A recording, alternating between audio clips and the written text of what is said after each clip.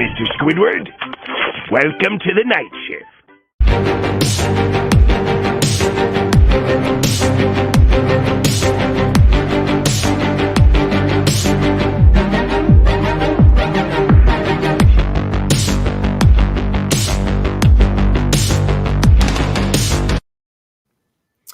And good Sunday evening, everybody, and welcome in to yet another live edition of the MI6 Sports Network's late night sports talk show. That, of course, folks, is the night shift on this Sunday, 7/11, June 11th, 2021, alongside the main guy here on the MI6 Sports Network for late night programming, our good guy, Isaiah Leung from the Garage Studios up there in Fremont, California. Yours truly, Callan, McClurg, joining you folks here from the home studios here in San Diego. Isaiah, I have spent at least, I want to say, 3 days of this previous week in the baking sun here in Southern California, doing a lot of baseball announcing over the past at least 3 days of this week, Tuesday and Wednesday, doing 2 separate high school baseball showcases for high school kids, and then yesterday, 3 Little League championship games yesterday.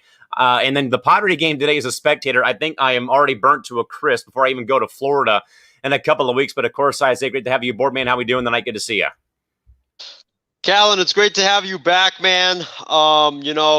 Today, how you said that San Diego was like really hot. Well, it's really hot in the Bay Area as well. I think like California, I think overall we might be going through like a heat wave or something like that, because right now, yesterday it was like 97 degrees. I know up in San Francisco, it got like to 90, which you rarely see in San Francisco because it's by the bay. So it's really astonishing how hot it's been in the Bay Area. I think tomorrow we might be hitting 100. So it was, it's been really hot the last couple of days. I'm so glad that today it's 7-Eleven. It's 7-Eleven's birthday. So I went over to my nearby 7-Eleven, treated myself to a free Slurpee that they free Slurpee that they have that there at 7-Eleven. So that was, very refreshing and very helpful to help cool down from this heat. But it was a pretty good day for me. The Phillies won somehow, some way. I don't know how they won. It was a bullpen game for the Phillies today, and if you had told me that the Phillies would beat one of the best teams in all of baseball, the Boston Red Sox, in the final game before the All-Star break via a bullpen game, I would have said, yeah, you got to be drug tested immediately. And then the A's, they won. I'm so pissed off at the New York Yankees because they had a 7-2 lead, and I was ranting in the group. I was like, oh yeah, the A's won, the Phillies won, the Mets lost, and now the Yankees are about to help my A's out by beating the Astros. We're about to go to 2.5 games back of the Astros as we enter the All-Star break, and those damn Yankees just cannot save a lead to save their life, and they blow a 7-2 lead to those Houston Astros, and now my A's are just 3.5 games back of those Yankees. We could have been 2.5 back. Only now we're 3.5 games back. So I'm kind of pissed off at that. But other than that, it was a great weekend. Got to shout out my guy, Dustin Poirier. The GOAT shirt is back, and he is on the GOAT shirt, not Brock Purdy, for this week. Got to give him a shout out because he won me some big money yesterday, and I am a very, very rich and happy man today. By the way, folks, with Isaiah bringing up, or both of us bringing up 7-Eleven, I have a very cool trivia question I want you guys to chew on throughout the course of the show tonight. That question is, why is it called 7-Eleven, the actual store? Chew on that. I'll have the answer for you a bit later on in the program, but think about that. Why do you think, or why is 7-Eleven stores called 7-Eleven? You can even drop your answer, guys, in the chat box. Of course, folks, the MI6 Sports Network's late night sports talk show, The Night Shift, coming away every Saturday and Sunday, even though we've been kind of, again, trying to readjust our schedules here as we have said, folks. We'll have more about that later on, though, with some very pretty cool announcements coming your way. But of course, folks, give us your thoughts on the sports world. Again, questions, comments, concerns, drop them all in the live chat box. We'll do our absolute best, as usual, to read those comments live on the air and do our best to, in fact, be able to hear your voices on this Sunday. Plenty of thoughts already, Isaiah, from our good man, Casey King, saying hello, guys, and good evening, and good to have you guys back. Again, Casey, we kind of apologize, man, but again, we've been having a lot of just moving parts right now. Again, I've been kind of diving back into some off-season work. doing some, high school baseball, little league baseball, some other things like that. Just kind of stay sane before I, in fact, go to Florida in just about roughly 2+ weeks. And Casey says, Isaiah, come out to Arizona, man.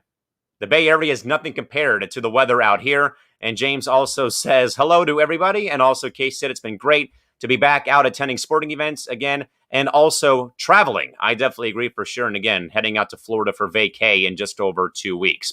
With that, Isaiah, to the main game of the night, Game 3, NBA Finals, Phoenix and Milwaukee from Pfizer Forum in the 4-1-4, Milwaukee, Wisconsin. And much like the first 2 games, Isaiah, it is home court defended by the home side as the Bucks win tonight 120-100 over Phoenix tonight from Pfizer Forum as Giannis Antetokounmpo again, man, explodes for another 40+ point performance in the Bucks. Do defend home court to now chop that lead in half. It's now 2-1 Suns going into game number 4 coming up on Tuesday at Pfizer Forum. So Isaiah, we don't get the Suns in 4 at this rate though, but certainly though, man, I do think though that I think we all expected to see to see home court defended either in game 3 or in game 4. But certainly for the Bucks though, game 3 I felt like was their make or break or live and die game. If they didn't win this game, I felt like it was going to be over in 4 because I think that the Suns have just come out and kind of in a way taken it to the Bucks in games 1 and game 2 though. But Isaiah, as we have talked about though, man, and as I have gone back and listened to other to old programs or watch some of our programming to look at what we can improve on, what I can improve on at least is like some film sessions, man, is something I brought up though with the Brooklyn Nets was that when teams are hitting every single shot, as was the case in game 2, where I think I heard a stat that the Suns had hit 23 pointers. They were shooting 50% from behind the arc. And as I said about maybe that part, but more so about teams, though, who just hit every shot. You can't keep that pace going for a full, 2 games in a row. You may maybe get lucky there, but not 3, not 4 games in a row, and shots will not fall at a premium. And certainly that with the Suns of the day, this was probably a game, though, much like in, Isaiah, I thought about this today, thinking about a documentary or a top 10 list done by Kobe Bryant on Spectrum Sportsnet here in Southern California, when Kobe talked about the first finals that he went to and they won over Indiana when he had sprained his ankle and he was trying to come back for game 3 in Indianapolis. Phil told him, take the night off, you'll be okay. And Kobe literally thought that Phil Jackson, the Zen master himself, was crazy to not play him because of his ankle injury. But he said, you know what? It might be a good idea to lose one. And so they end up losing that one. But of course, what did they do? They came out of 1 game 4, 1 game 5, and ended up winning the title that year versus the Pacers. But certainly, Isaiah, I do think, though, that we probably expected Milwaukee to at least grab a game at home. Again, that fan base in Milwaukee, much like the Suns, though, living and dying with the Bucks and the Suns and trying to see this team get over that plateau again. Also, and by the way, the first finals game held in Milwaukee since 1974, when I believe the Bucks were still playing at the Mecca, the Milwaukee Entertainment Milwaukee Entertainment Center and Auditorium and Arena, if I think I even got that name right. But certainly, Isaiah, a great game, though, I think, for Milwaukee. I think just to at least kind of get the pulse rate back up. But certainly, though, Giannis, I think, though, Isaiah, he may not win Finals MVP, man, but certainly he's, I think, getting his name out there very well so far. More so with this game, I think, than maybe games 1 and game 2, though. But Isaiah, your thoughts more so on the Suns and Bucks and Milwaukee getting at least 1 game so far and now cutting that lead in half to 2 games to 1 for the Phoenix Suns going into game 4 coming up later this week.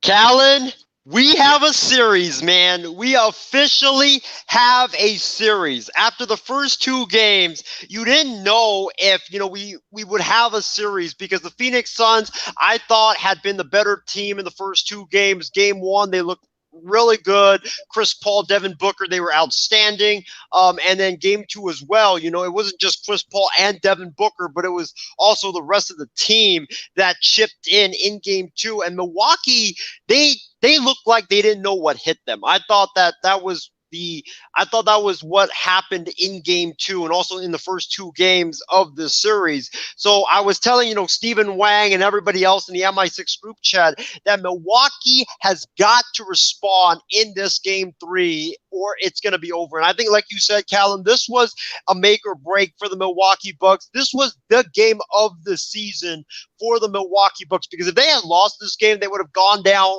0-3, and you know the stat like I do. Nobody in NBA history has ever come back from a 3-0 deficit and gone on to win the NBA Finals. So they had to win this game. And, the Bucks, they played like this was their game 7. They played like that.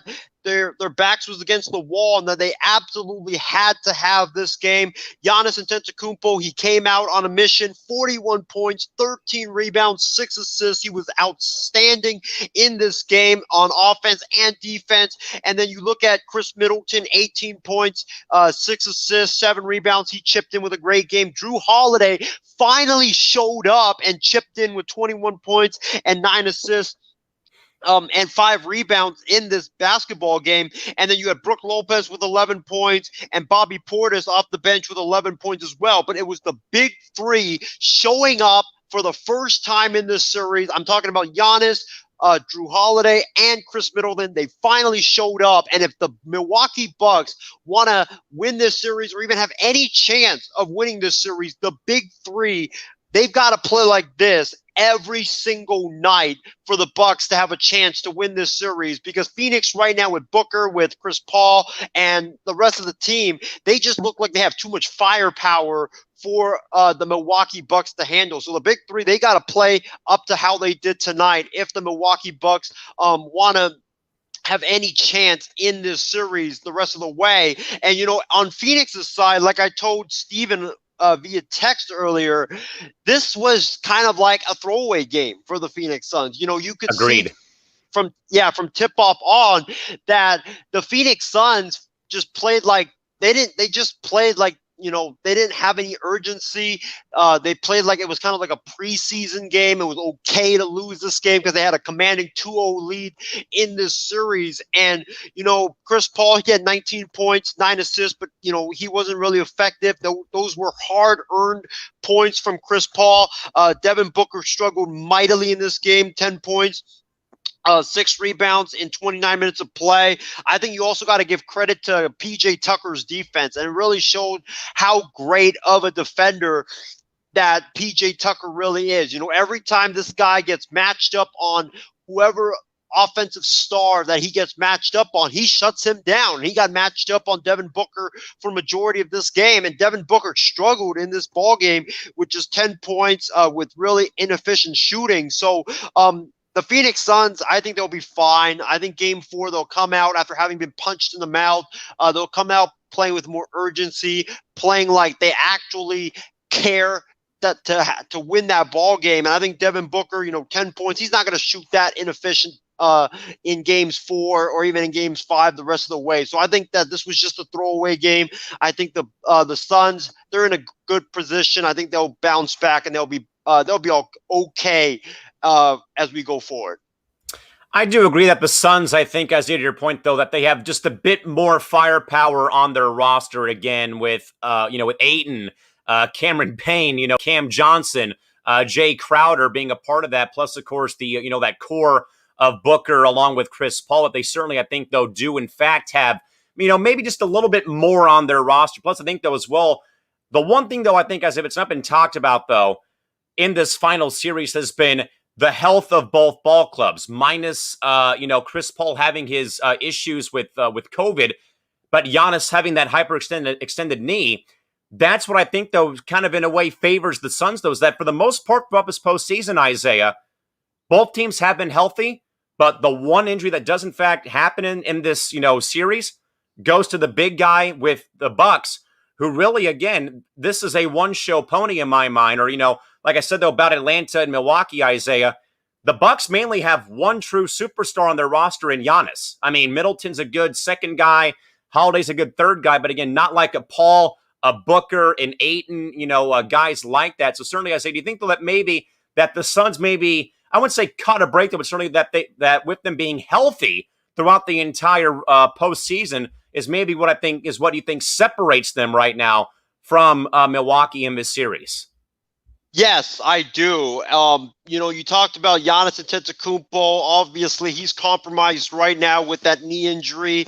And then other guys on that team, they've just had their, little nicks and bruises in this series and in this postseason. So you can obviously see and tell that Milwaukee is just not healthy.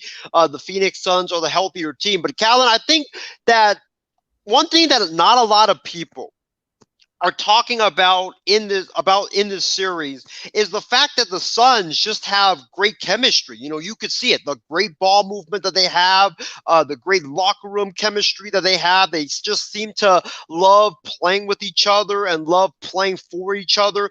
I think that's also a big part as to why the Phoenix Suns are in the position that they're in right now. It's because of their chemistry. You look at the Warriors from back in 2014 to 2015. I know I've been comparing this Phoenix Suns team to the Golden State Warriors pre-KD, but it's true. That Golden State Warriors team, before that year, Curry, he wasn't, thought about as that superstar that everybody thinks of him as right now. Draymond Green, he wasn't thought about as that, all great player that, he was before that year. And then Klay Thompson as well. They were thought of as that team that, they had some nice young players, but were they for real? Could they deliver when it counted the most? And a lot of people had questions about them, but what really helped them win it that year, it was the injuries to the Cavs, but also it was the fact that they had great chemistry. They had great ball movement. The players didn't seem to care about their own numbers. They cared about the team winning, and you could just see it in this Phoenix Suns team. Devin Booker doesn't care about his numbers. Chris Paul doesn't really care about his numbers. Cam Johnson, DeAndre Ayton, Jay Crowder, they don't care about their numbers. They care more about winning than they care about their numbers, and I think that's very impressive, especially for a young team like the Phoenix Suns, who you would think of as, young players. They always care about their own numbers. They care about their stats more than winning a lot of the times, but you don't really see that in this Phoenix Suns team. And Isaiah, I'm glad you brought that point up here because it made me flash back to my senior year in high school 9 years ago, playing my last year of baseball at the varsity level, was about young kids kind of, overlooking, or looking too much at their numbers. My team had a very similar stretch though, Isaiah, to your point though, about, where guys like me, just for example, we're hitting like over 300 or 350 to start the season. But as you kind of start looking at this, at the scorebook or at the box score, and you see that you have, 3 hits, and you kind of start getting a bit complacent and stuff like that, then you start striking out more often. You start popping out. You start, not hitting balls, getting on base or, stuff like that, and your numbers go down, and you have to kind of snap yourself back into reality. Now, Isaiah, I would counter your point, or at least, agree with the point though. Agree with your point about the Suns, but I would also agree though with as someone like myself who's rooting for Milwaukee, that the chemistry I think is there as well. But even with veterans like Holiday and with Middleton, I'd say though more so, Isaiah, of what I've seen though from the Suns, from the Bucks though, from my side of the coin here in the finals, is, and this is something I say that I'll get into a little bit later when we talk some baseball, is that something I kind of noticed a little bit, but not a lot though, because that they bounced back beautifully. But when Giannis got hurt in the conference finals, I thought, oh, great, Milwaukee's season is going to end because, who's going to help out or who's going to step up? Because that's been like the very big question mark, sadly, saddled on this Bucks team has been, okay, if you take Giannis out of the picture, who's going to be the guy to help to step up and be that leader? And I know that the first game, I believe, after Giannis got hurt, it was Chris Middleton playing great. Drew Holiday played great as well. So like those two guys stepped in, though. But I do agree, though, about the chemistry being there, though, with the Bucks. But I think, though, Isaiah, more so, I think for me, though, like the very big question, though, for me, though, is that if Giannis was to get injured again, who do you think probably becomes that, that leader? I think more so I would have to look at Middleton, a Brook Lopez maybe, or a Bobby Portis Jr. maybe, guys like that. But certainly Isaiah, do you see like any chemistry issues more so with Milwaukee in your mind? Because I kind of think that both teams, I think, have great chemistry. I think more so that the only like red flag for me though with the Bucks is if Giannis does get hurt or does in fact, suffer some side effects from that injury, who's that next guy in line more so? What do you think? Well, I think, you're right. I think Milwaukee has great chemistry. I wasn't saying, that Milwaukee doesn't have great chemistry. I was just saying how the Phoenix Suns, in my opinion, have gotten to the like this level that they have gotten to right now.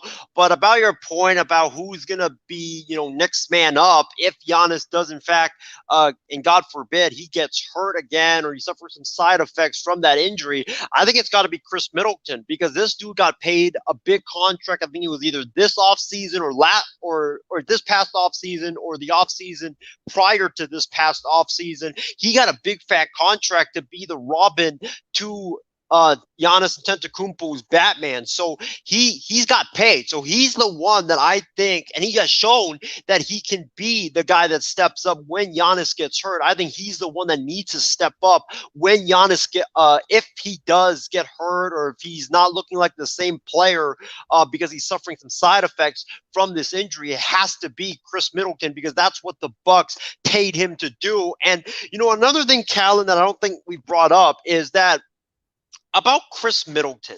I like Chris Middleton as a player, but I'm not so sure that Chris Middleton can fully blossom into the player that he can be as a Robin to Giannis's Batman, because I've seen when Giannis goes out and when he goes down, Chris Middleton, he instantly becomes the best player for the Milwaukee Bucks. He averages like 30 points, like you saw in the games 5 and 6 against the Atlanta Hawks. He was balling in that series as, the Batman. So I don't know how he is, because he's been kind of inconsistent with when Giannis is on the floor.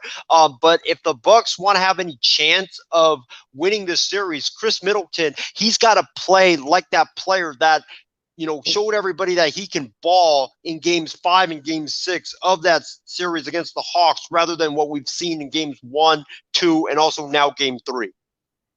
Behind 41 points from Giannis Antetokounmpo, the Bucks are back in the series, folks, after dropping the first 2 games of the NBA Finals down in Phoenix. They win the night 120-100 over the Suns. They're still down, though, in the series, 2-1 with game 4 coming up later in the week. On the ESPN Family Networks from Pfizer Forum in Milwaukee, Wisconsin. Plenty of thoughts, Isaiah. Casey first says, well, gents, not surprised that the Bucks won the night. I expected them to at least get game 3. They were the better team. I do have the Suns in 6 and going to stick with it. I expect the next game, though, to be closer. I certainly hope, Isaiah, we get at least one close game here, because, man, these blowouts are getting a little bit redundant. Yeah, I thought that this series was going to be a really good series, because you had Devin Booker, you had Chris Paul versus Giannis and the Bucks. But it's been, blowout on one side and then blowout again. And then the next side, or the next game, you have a blowout from the other team. So it's like, can we please have a competitive game at this point? Because that's what we really want. Nobody wants to see like blowout and then blowout again. And then the other team comes up and then gets a blowout of the other team, and then you have blowout. Nobody wants to see that. So I think that's why the ratings, because I've seen, I think the NBA released the ratings, that the ratings are kind of down for this finals. So I really hope that they have a close game rather than just continuously blowouts or game after game after game. Isaiah, 2 words for you for why this is a low-rated final. Small markets. Thank you for not bringing up, Callan, the voicemail that I accidentally sent you when I was talking to one of my coworkers. So because Isaiah said it's not the same not having the Lakers and Celtics in the final. But again, small market teams are being in there. And thank you, ESPN, for crapping upon both those cities, as well as we alluded to about a week or so ago with our 33-minute rant between me, Isaiah, and John Alcorn about the treatment of small market teams. Casey says, yes, Callan, the old Mecca, and it's still there in Milwaukee as the Admirals of the AHL play their home games there. It is still there, and Bradley Center has been since torn down, I believe replaced by the Deer District, which is basically this entire thing of bars and restaurants, and they've been having watch parties out there. Shout out DJ Shiner Nichols of the Bucks, who's been doing a great job with the in-game entertainment squad during those watch parties in the 414. Christy Wilson says Cam Johnson posterized PJ Tucker with that dunk. That was, I hate to say it, Isaiah, but that was Michael Jordan-esque from the free throw line all the way to the hoop. Yeah, that was very impressive. I watched the highlight of it. I didn't watch it in real time, but I watched the highlight of it, and I was like, I was at McDonald's, watching the highlight of it, and then all of a sudden I see it, and I'm just blown away by that dunk. It was a very impressive dunk by Cam Johnson. I didn't even know that he had that type of athleticism because he didn't show that at North Carolina. He was more of a spot-up shooter at North Carolina. But hey, man, when you doubt someone, they always prove you wrong. So kudos out to him. And once again, folks, in Game 3 of the NBA Finals, it is the Bucks over the Suns, 121 hundo from Pfizer Foreman. I really want to know if more of these, triple-digit scores go up on the board, Isaiah. If these teams keep scoring over 100 points, this is probably on pace in my mind to be probably one of the more higher scoring finals in recent memory. I think that's good, though, for the sport, because remember last year, Callan, even though me and you, we both had our Lakers in the finals and it was great, but last year's finals, I felt like was kind of, very low scoring. It was, defensive effort on both ends. Knockout, drag out games every single night. Exactly, because the Lakers were a great defensive team under Frank Vogel. The Heat were a great defensive team under Eric Spoelstra. So it was just, a muddy, battle in the trenches type of defensive battle from both teams. And I think it's very refreshing now that we get to see two offenses that move the basketball and are great three-point shooting teams, great modern day style of play basketball teams going at it. And I think it's very refreshing we see that after what we saw last year. Most definitely. I mean, these three games, they've been blowouts. It's been fun to seeing a lot of high-octane offense and a lot of scoring. And also, someone behind the scenes is asking, didn't Isaiah love McGregor at one point? We have video evidence of that somewhere. I'm trying to pull it up. But we have other evidence, though, of Isaiah turning his back on one of his hometown teams, as, in fact, the Astros and Yankees hooked up today to wrap up that series down at Minute Maid Park. But, folks, Isaiah. Absolutely horrible, my man. I'm going to need to put these into, load these in, but Isaiah, first, man, give us your thoughts more so as the Yankees came also close to wrapping up a sweep over Houston, but sadly could not finish off the job on Sunday. Callan, I don't know what to say, my man. I really don't. I was busy gloating in our MI6 group chat about how, after 2 weeks of terrible baseball from my Oakland A's, that we are very, very lucky to be in this position where we just took a series from the Texas Rangers to end the first half. And, the Astros are going to get swept. It's a great day for me. It's a great day for the A's and for the A's fans to go into the All-Star break only down 2.5. Houston. So the Yankees put up, I believe, like 4 runs in. Isaiah, can you please explain to the viewers what's on the screen right now? You really had to bring that up, man. You really had to bring that up. Turning your back on the hometown team, man. Explain yourself.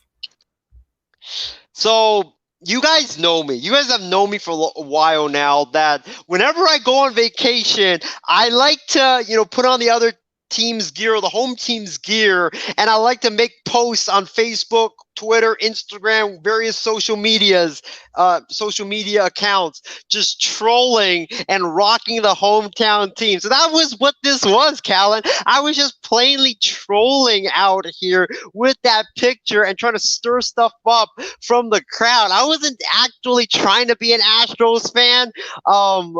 I was just, just having fun, just trying to troll. But Isaiah, how do you explain this?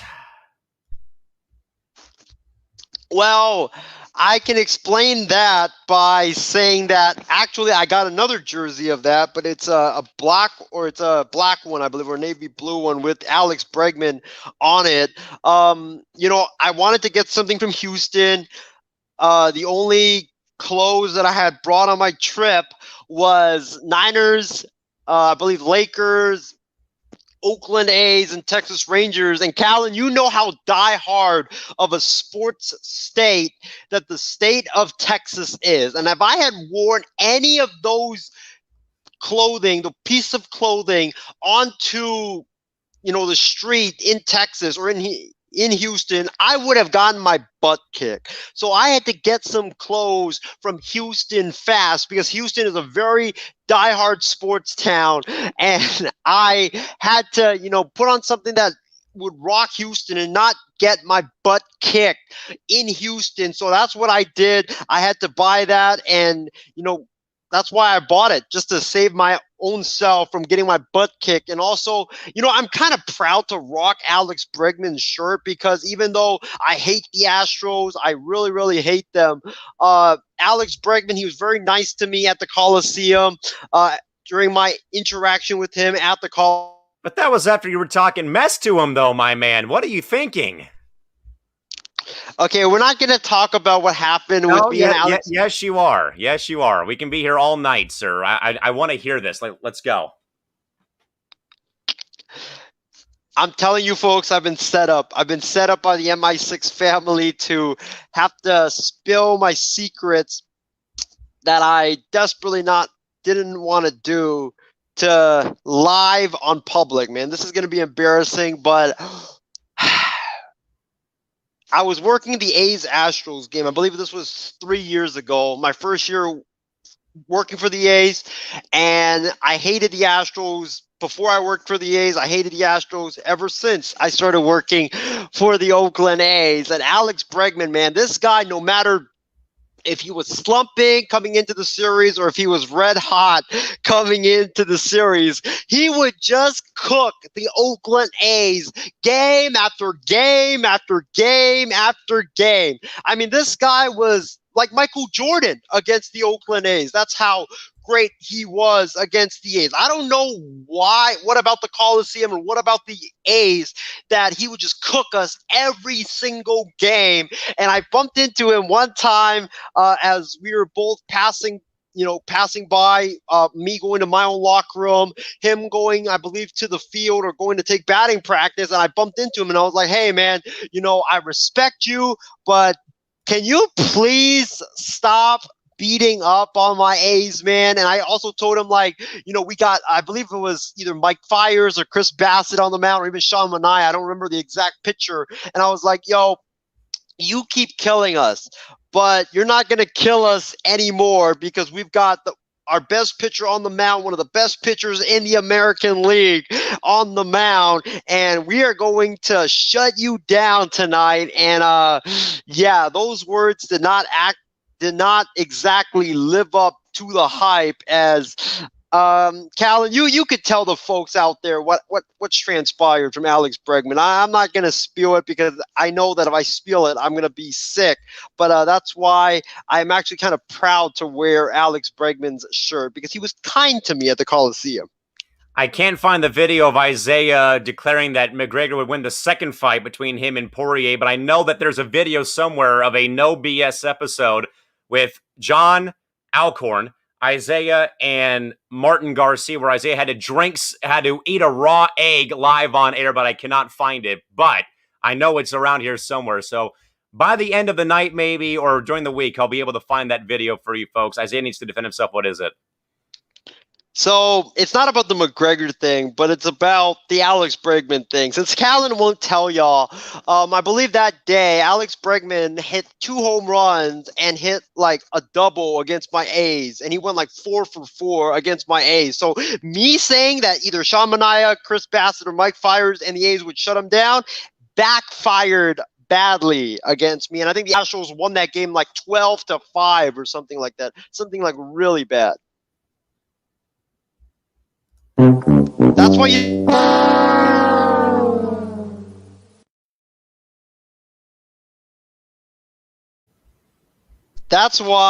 you don't talk trash, no matter if you're working or if you're out there as a fan or as a spectator. You don't talk trash to the opposing team's players or managers. Isaiah learning the hard way, sadly. Plenty of thoughts about this one. Christy Wilson first says, Isaiah in a Astros jersey. Laughing faces across the board. Christy Wilson says, Isaiah trolling? Sure. Definitely trolling, 100%. James Gonzalez, Shame. Definitely agree. My man Work says, man, shout out to the big Bob Pataki drop from Hey Arnold. That's why it's in there, Tyler, and that's one of my favorite Hey Arnold episodes too. What? That's why it's there, is for reasons like that. Casey King says, Isaiah, is that going to be your new team if the A's move to Vegas? When I was in Vegas earlier this week, the A's officials were back there looking at sites for the third different time. Now, Isaiah, on a very serious note here, man, I know there's a very huge city council vote going on up in the Bay Area. This is the third time, too, that Dave Cavall and the A's upper brass have gone to Vegas. There's been some rumors that maybe going to the AAA ballpark in Summerlin or back to Cashman Field to play at a temporary ballpark while they get this, $1 billion place built for the A's, if in fact they move to Vegas. But Isaiah, I know, man, that, you and I are in the same boat here, man, when it comes down to, the Chargers leaving after so long because of a stadium issue. And now the A's, again, I think this is like the third or fourth time in like the past, I'd say 15 years, my man, that we've heard so much nonsense, basically, that I'd say, nonsense, from both sides of the argument here. But certainly, Isaiah, can you give the viewers an update about how, in fact, this process is going right now in Oakland and how things are sounding right now? Because I know that when we talked last time, things were not sounding very, very promising. Callan is looking very grim. It really is. Dave Cavall held I believe, a Zoom meeting with Oakland City Council members and legislators or legislative folks. I believe it was a couple of days ago on last Wednesday, and it did not go great. They presented their plan to the Oakland City Council members.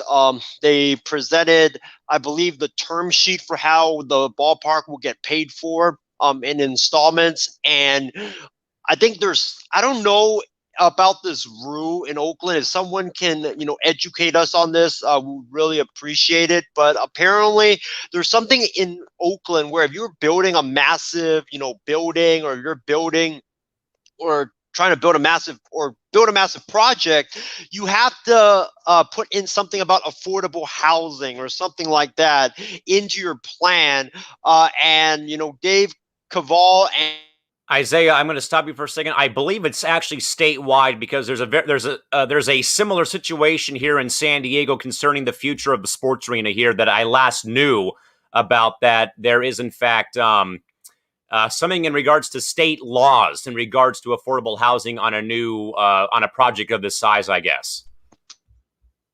Yeah, I think that if you're building a sports arena, stadium, or building a project that is like that size, apparently you have to create some type of affordable housing or have some type of solution. And when the A's, Dave Cavall and the owner and A's management was pressed on it, they were just like,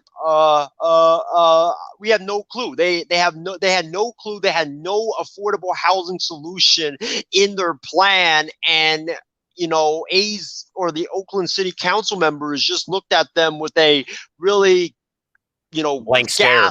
Yeah, a blank stare as to did you not know that this was a part of a law in California? You've been working on this project for 4 years now, developing your plan to move to potentially the Howard Terminal site, which is in Jack London Square in Oakland by the water, and you come up with a good plan and you don't have an item that you had to have in there based on the law, and that is the affordable housing solution. So it's really grim right now. The A's, I believe, have until July 20th, which is next week, to fix everything up and present a new plan to Oakland. They're going to be voting either yes or no if they're going to agree to the A's ballpark. If they do agree, I believe they can start construction as soon as this fall. But if they don't agree, it's going to be a very sad and hollowing day in Oakland, as I believe if they say no, then I think it's guaranteed that the A's are going to move. And I guarantee you that where I work in the Oakland right now, we only get like 6,000 to 10,000 fans at most for a game at the Coliseum. I guarantee you that number is going to go down to at least only 1,000 to 3,000 by if they vote no on July 20th and it's confirmed that the A's are moving, because I think that's the last stand, Callan. I think if they vote no, I think it's guaranteed. Just like what happened with in the NFL meetings, Callan. I'm sorry for bringing it up and putting salt in your wound, but this we are running into a potential moment, just like what happened when the NFL had that vote about if the Chargers and Rams were going to move. This is the moment. July 20th is that moment. If they vote no, it's over, and I think the A's are going to move for sure. Isaiah, I know that you had, or I read, I think, from a tweet from someone who writes for the A's or writes in the Bay Area covering that first home game that the A's had at 100% capacity after the restrictions were lifted for COVID. And I believe they announced just over 4,700 people at the Oakland Coliseum. Now, even though Isaiah, that was like a Tuesday afternoon or like a Thursday afternoon at full capacity, but do you believe, though, that first game, though, at full capacity, with there being hardly anyone there, was like maybe like the first domino to fall with the fan base beginning to revolt against the athletics organization? No, because I think that you can't really say that, like, even though it was like really bad in terms of attendance wise, this type of attendance stuff has been going on for years when it comes to, weekday games. A's fans typically don't go out to the ballpark until the weekend. On Friday, Saturday, and Sunday, when they had the Red Sox in town, I believe they drew like over 20,000 for each game. And then on fireworks night that Friday, they had, I believe, like 35,000. I might be wrong on the exact number, but they it was a sellout. I know it was a sellout for that night. Yeah, it was a sellout. And so I think that the fans are still committed, especially like the diehard fans. I just think that, the 4,000 plus fans that you saw on that Tuesday night was just a factor of, the fans. It's like a 6:40 first pitch start.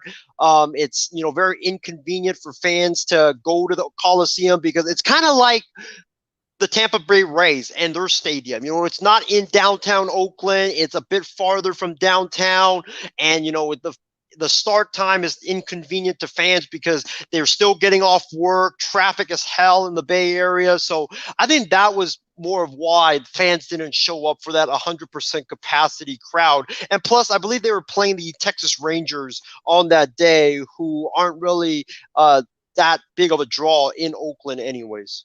Isaiah, one more question I wanted to bring about this again, folks. We're kind of talking about this. This is kind of a very serious note here, even though we've enjoyed clowning Isaiah about his ball club.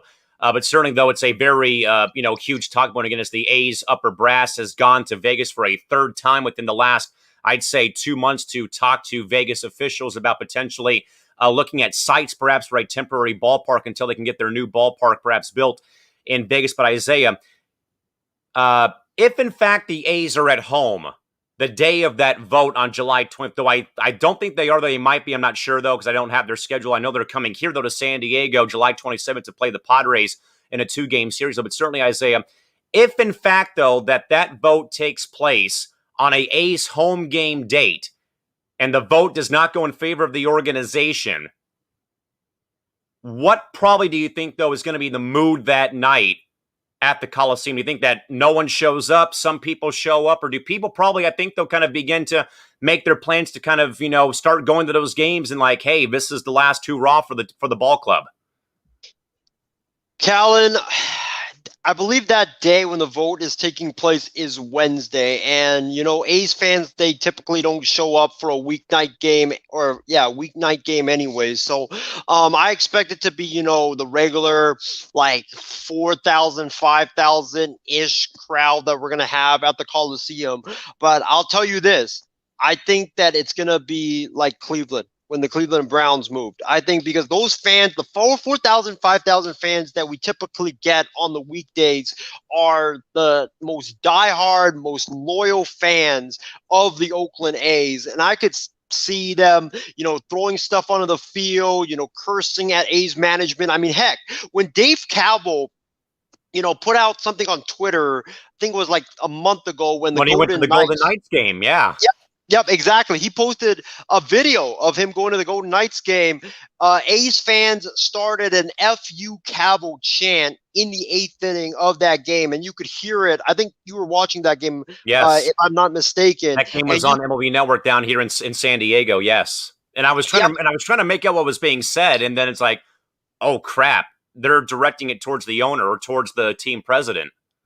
yeah, I was there in the stadium that night, and there was an "FU Cavill" chant that broke out in the 8th inning when the fans got alerted or saw that tweet. So if you're having that type of stuff breaking out now, I think you could see, fans either not show up that night, and we have like our lowest crowd of the last 3 years that I've worked there for the A's, or you could see fans possibly, like, especially if they're like losing big in that game or Oh, just yeah. even losing that game in general, you could just start seeing fans just throwing stuff onto the field. And it might be like what we had transpire when the Blue Jays fans got upset when the umpires made a call for the Texas Rangers back in Game 5 of the 2015 American League DS Right. and started throwing stuff and just littering the field.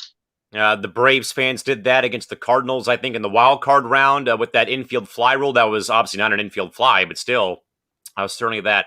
By the way, Isaiah, quick clarification about that schedule, folks. When in fact this vote takes place, Isaiah, the A's are at home playing the Los Angeles Angels. The only saving grace, maybe, the game's at 12:37 in the afternoon. Ooh, that's even going to be worse because like the vote I believe is happening either at 11 a.m. or 12 p.m. So we could get we could get a solution, or we could find out the results of that midway through in the game. So I anticipate, if they don't or they say no, I anticipate, an FU type chant breaking out again, multiple FU type chants, or just terrible language chants just breaking out. And I could see fans, especially late in that game, if it's like, not close or if the A's are losing, just throwing stuff onto the field. But it's going to be a really ugly scene. I could honestly see people that were at the game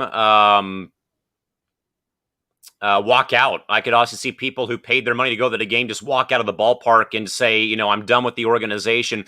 And certainly, Isaiah, I think one more thing, or I'm not saying like, one more thing, but certainly, like you said, though, I mean, I saw this kind of happen firsthand here in San Diego with the Chargers leaving in 2016, though.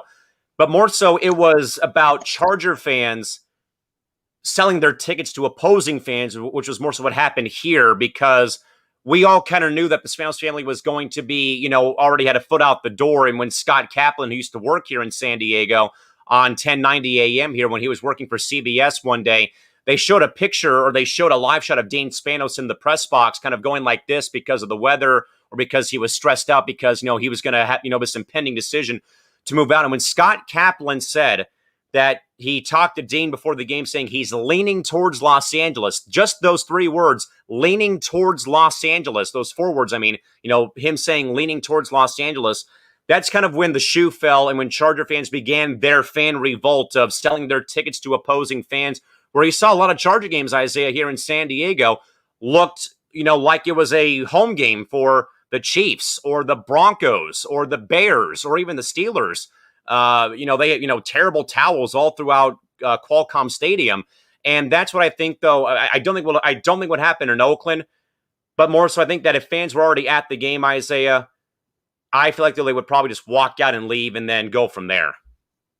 Yeah, I could see what you're bringing up happening, but I just anticipate some really ugly scenes in Oakland that day, maybe probably even that night. But I'm just hoping that, especially for my safety, that nothing transpires during the game. I totally understand.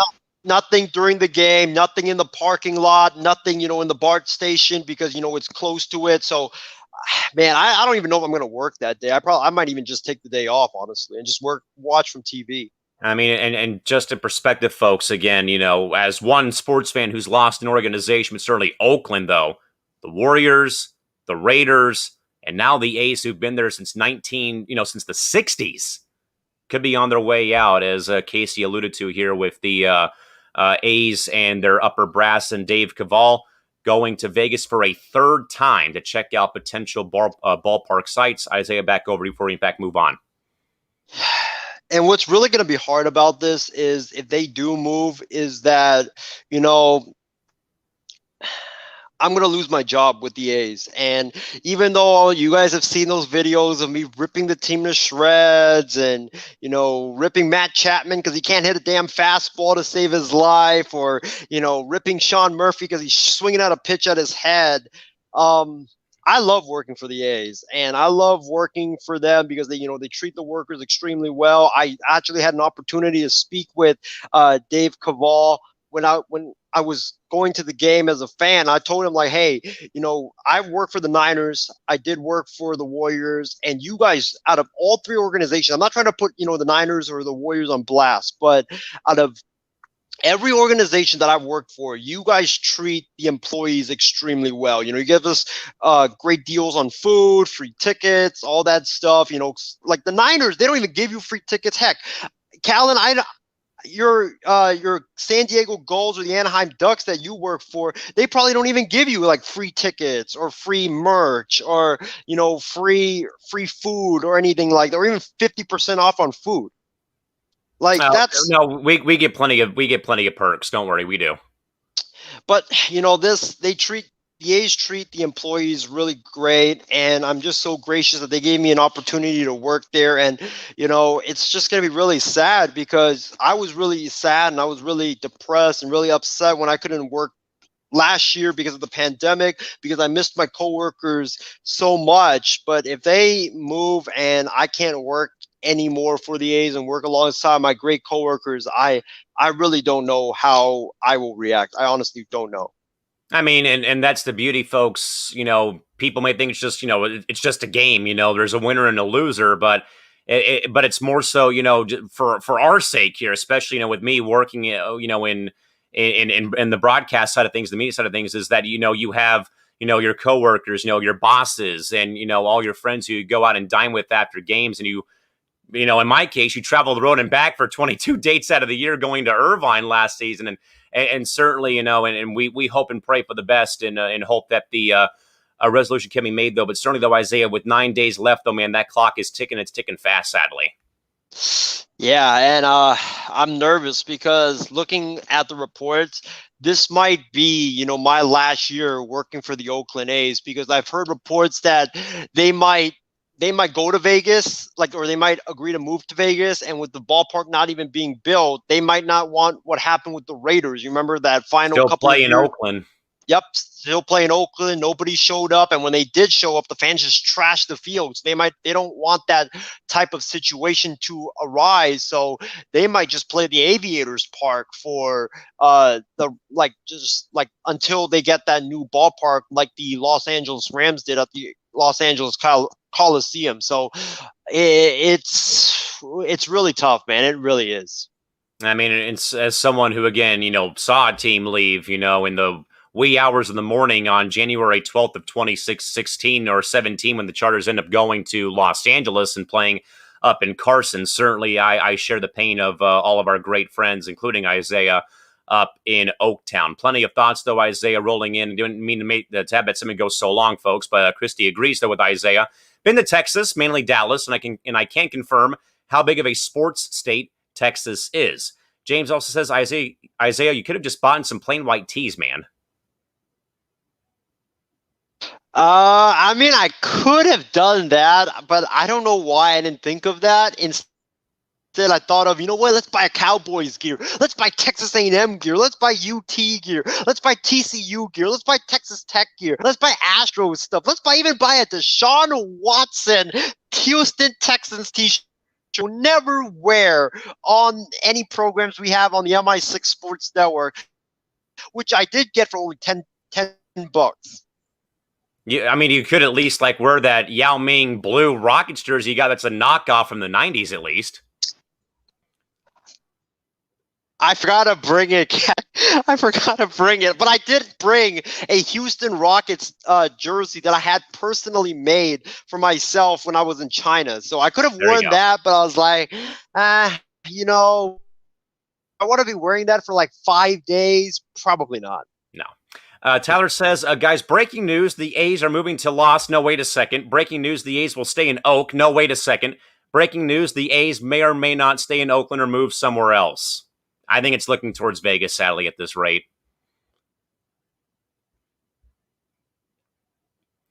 James Gonzalez also says that the right field fans in Oakland are some of the best with all the noise making. I mean, James, they literally make it feel like it's a soccer match. I mean, and I've been to, I think, 4 games up in Oakland, and the people up there, probably some of the best fans in baseball, very, very, welcoming, maybe minus, certain organizations, but certainly, recently though that the right field fans are certainly some of the best in baseball.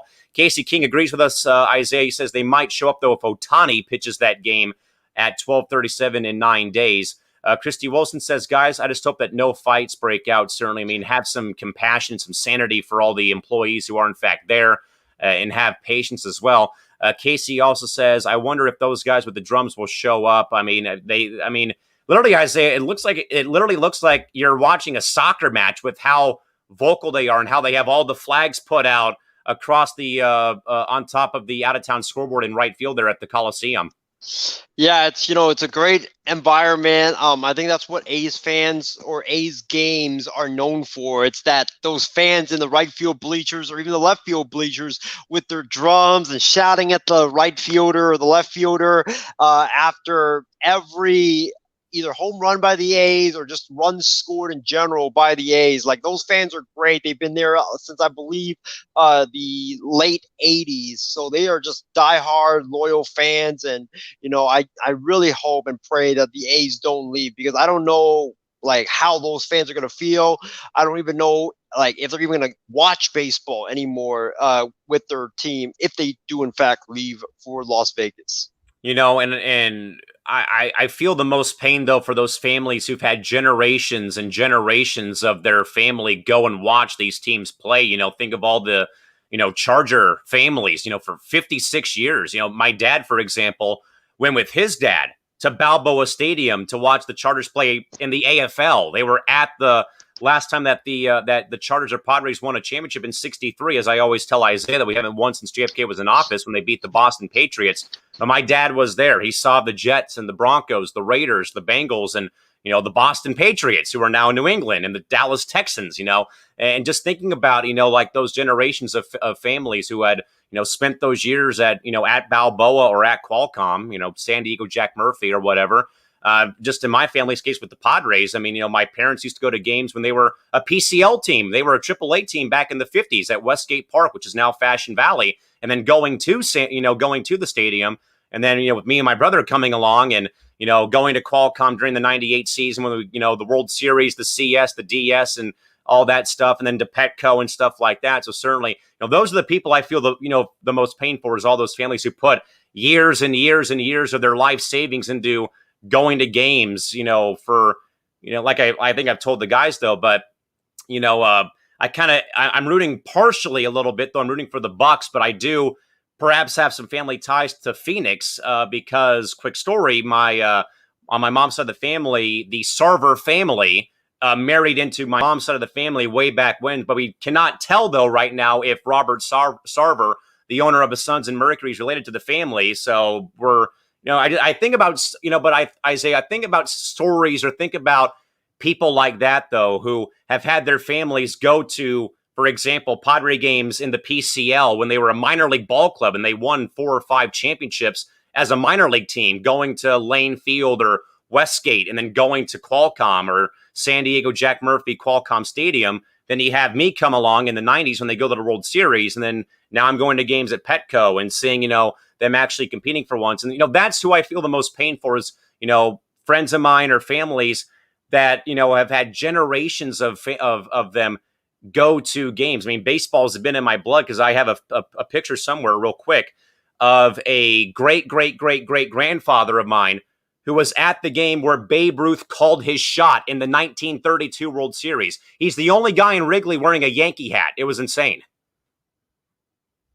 Wow, that's crazy, man. If you could, bring up that picture, we would definitely be like shocked to see that. But I don't know if did they have cameras back then? I'm not really sure. I actually have the picture. I need to pull it up though, but I will do that when we let you talk UFC here in a second. Also, Casey says, I went through the same thing, guys, in '94 when the Rams left LA. for St. Louis, and he was in the last game ever in Anaheim when they were playing at Anaheim Stadium on Christmas Eve. Dark, sad, and ugly. 20,000 people showed up, and 3 days later, they made the decision to move to St. Louis, but in January, they came back, and it was a happy day. And also, Isaiah, don't forget that the Coliseum was the Rams' home from 45 to 79, and that Casey's dad was a season seat holder from 69 till 1994 when they left for St. Louis the same year I was born. That's unbelievable, man. Casey, I'm glad that the Rams actually came back. You know, I feel bad for the people of St. Louis because Absolutely. St. Louis is a diehard, passionate sports town, and they deserve an NFL team. But I actually am kind of glad that LA has, you know, a football team now, because that was kind of what was missing from Los Angeles. Even though they have the Lakers, they have the Clippers, they have the Dodgers, the Angels, all that good stuff. But I felt like, see, Isaiah, you flunked geography. Anaheim is not in Los Angeles. It's in Orange County. before you knew me, I had actually when I was talking about LA sports, I did not know that San Diego and Los Angeles was separate. So I would lump the Chargers, the Padres, I think that was, the Chargers and the Padres into LA sports when talking about, LA sports and how like they have so many great teams. Yeah, we are our own separate entity down here in Southern California. Case says, "Wow, Cal, that is amazing." I'm going to find that photo for you folks because we're going to give Isaiah the floor to talk about this UFC fight that took place on Saturday in Las Vegas, Nevada. As usual, folks, it was Poirier-McGregor Part 3 and done after one round after a doctor stoppage because of Conor McGregor's very gnarly broken ankle suffered at the end of round 1. Isaiah, I'm not very big into UFC, though, but certainly, though, that, I think, though, that I will say this, though, real quick, though. Conor McGregor's glory days of owning the UFC are now gone, goodbye, and buried, if you ask me again. This guy's retired, I think, 2 separate times. He's come back, and he's looked very, very rusty. He's had, of course, that, fight with Floyd Mayweather, and certainly, man, has not been the same fighter that he once was, though. I think age has gone to, but also I think, though, the cage rust of not being in there every so often and taking years off your game. And certainly I think, though, Isaiah, with how well conditioned that these athletes are, man, and again, I give all of the respect, though, and praise to how well in condition boxers are, MMA fighters are, Muay Thai fighters are, because of how demanding, that sport is, though. But certainly, Isaiah, I do think, though, that McGregor's time is up, though, because I think he's been very, very, I'd say, wishy-washy. Yeah, no, and then, stuff like that. And I think, though, in a sport, though, like MMA, you can't take days off, though. I mean, yeah, you probably could, though, like rest and recover, though. But certainly, though, man, I think, though, that he's not been focused, I think, is what I'm getting at here. I think he's just been more so, all right, I got my paycheck. I'm going to go out there and get my ass kicked in the first round and go from there. But the money's in the bank, and stuff like that. But certainly, though, Isaiah, gnarly injury, though, hoping the best for Conor with that injury. I know he didn't, in fact, undergo successful surgery on that ankle. But certainly, though, Isaiah, I think, though, that, once was enough. 2 was whatever. 3rd time, though, fighting Dustin Poirier, I'm not interested. But floor is all yours. Callan, you hit the nail on the head. Conor McGregor, his career is done. His career is gone. Goodbye, like you always say.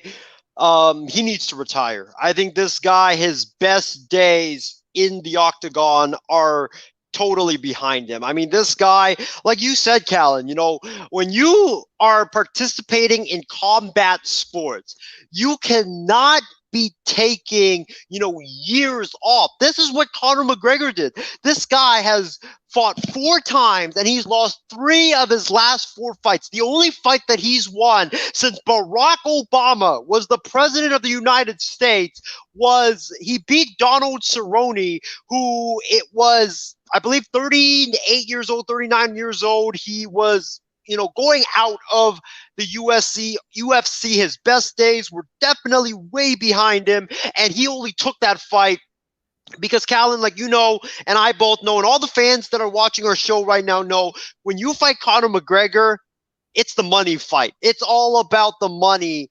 That's why you take that fight. So that's Conor McGregor. His best days are in the past. His lucky charms, like Christy alluded to last night on Coast to Coast Entertainment Network's Sports Minute, his lucky charms are gone. Conor McGregor, he needs to retire from the UFC, and I just don't think he should fight anymore because, dude, this guy is what, 33, 34 now? I might be wrong with his age, but he's up there in age. He's just suffered a broken leg. You know how that's very devastating to come back from. That is like a torn Achilles when it comes to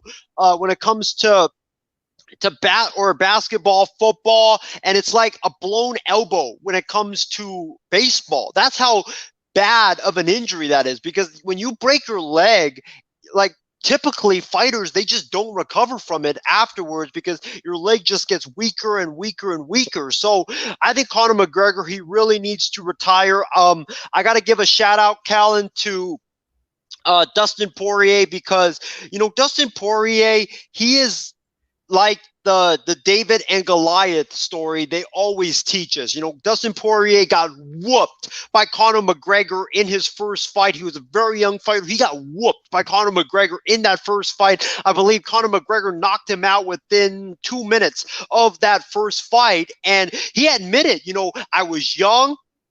I let Conor McGregor's antics get into my head. And Callan, you and I both know this, that when you are fighting, or whatever sport that you are playing, when you let someone's trash talk get into your head, then it's over before the game or the fight even begins. So, you know, Dustin Poirier, that's why he lost the first fight. The second fight, he's like, I believe he's 7 years older than the first fight, or 5 years older than the first fight. He's more mature. He bounces back. He knocks Conor McGregor out. He doesn't let Conor McGregor's trash talk bother him. And then he wins that fight. And then fight number 3, you know, I know everybody's going to say that, oh, Conor McGregor broke his ankle and, you know, it should have been a no decision. But if you actually watch that fight, Conor McGregor was losing that fight from the very beginning. Dustin Poirier looked like the better fighter. He was all over Conor McGregor from when the bell rang.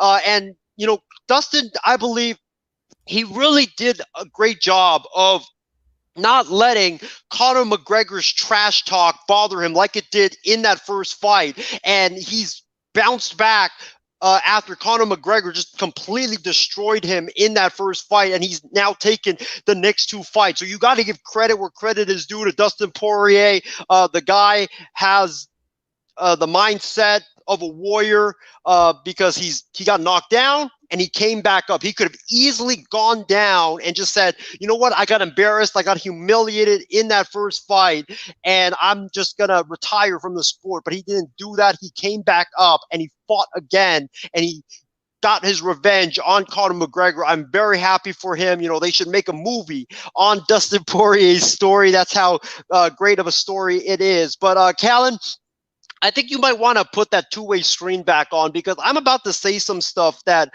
I think you will definitely agree with me on. And, you know, I think the fans want to see a reaction to my camera is glitching out right now. But, you know, I know there's a lot of people that are freaking out about what Dustin Poirier did after the fight. You know, people are calling him classless because he called Conor McGregor a dirtbag in his post-fight interview, and he did the Conor McGregor Vince McMahon stroll with McGregor watching on injured post-fight. I think those people need to be quiet. I really do, because I absolutely 1,000% agree with what Dustin Poirier did post-fight. You know, Callan, you and I have both played sports. We now work in the sports industry, and, you know, we're okay with trash talk. It's okay to talk trash. You know, I love talking trash because, you know, it gets the competitive juices flowing. But there's a fine line between talking trash and taking personal digs at someone. When you're talking trash, and I talk trash all the time, I do it to my guy Stephen Wang because we have a beautiful rivalry going. There's boundaries when it comes to talking trash. It's not okay to bring up someone's wife, bring up someone's kids, and say that you're going to literally kill that opponent of yours in the ring or in the octagon, whatever it is, and that person is going to be sent out of the fight in a hospital or in a stretcher and into the hospital, and he will never get to see his family again. That was way, way, way too far by Conor McGregor. And I think that, not just that, but post-fight, when Conor McGregor is lying there injured on the mat, he has a broken leg, and after Dustin Poirier does what he does in his post-fight interview, Conor McGregor has the audacity and the gall to say, Dustin, this is not bleeping over yet. We're going to go at it one more time, and your wife is this and that, and saying a bunch of nasty stuff about Dustin Poirier's wife, and calling him a steroid head or juice head, and all this crap that Conor McGregor did. Conor, first of all, what you did leading up to the fight was already not okay and was already very unnecessary and a very, very low blow. For you to do what you did post-fight is like, just take your L and shut up rather than be the classless human being that you are. I was once a fan of Conor McGregor, but after seeing what he's done, whether it's, talking trash in the lead up to the fight or talking trash during the fight or even after the fight, whether if he's losing or not, that has really turned me off on Conor McGregor, and I'm completely okay with Dustin Poirier doing what he's doing, because his anger from all that talk that he had to endure from Conor McGregor, it all boiled over, and everybody's saying like he's callassless and stuff like that. What do you expect the man to do? He's a human being just like the rest of us, and if you guys had heard what McGregor said about his family, about his wife, and about killing him, you're probably going to do the same thing and probably do worse than what Dustin Poirier did out there on the octagon on Saturday. And I think that Dana White, the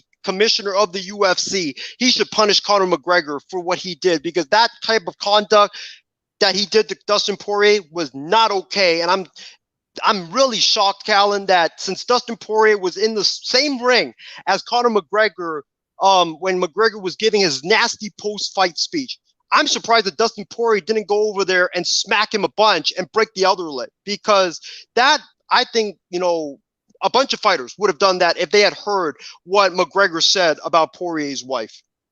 And hence why I'm not the biggest UFC fan, because of the banter. I mean, there's a fine line, as Isaiah said, though, but that's why I'm not a big fan of UFC, nor do I want to pay admission or go and pay pay-per-view to watch every single fight last 30 seconds. I mean, if I'm going to go to an event, I want to be there for 9 innings or 4 quarters of a basketball game, or be there for, 7 hockey overtimes or for a full 90-minute soccer match. I don't want to be there and watch, 8 or 10, fights all end in 30 seconds, as most of these fights 9 times out of 10 do. And that's why I'm not very big into it. And neither am I into it because of how most of these guys carry themselves, though. And yeah, I'm not one. I mean, I used to be, but now but now I'm not one who condones trash talk. I don't endorse trash talk, nor do I partake in it, because of plenty of boundaries that I have to watch as well, and watching my 6 and watching my 9s and dotting my T's and I's every day. But that's also, Isaiah, why people like me can't get behind this sport, though, because of how most of these guys, or not most, but some of these guys, in fact, carry themselves either in the cage or outside the cage because of stuff like this. Well, Callan, I think that, about this regarding trash talking, I don't think that this just applies to the UFC. I think this applies to every sport in general, because if you talk like how Conor McGregor did, if you're on the football field or you're on, the baseball field or even on the court, heck, you would have gotten killed right there and then, either on the court or on the field or, on the ice. There's no tolerance for this type of stuff. And I know that, not a lot of UFC fighters do that, because I know a lot of UFC fighters are, classy and stuff like that. But Conor McGregor crossed the line, and he's crossed a bunch of lines plenty of times. And, everybody are freaking out about how Dustin Poirier should rise above it. please. The guy had to endure a ton of stuff. Emotions boiled over because he's sick and tired of hearing what Conor McGregor has to say. And I don't blame him one bit, because the guy is a human being and he has every right to let his emotions out, especially after what Conor McGregor said.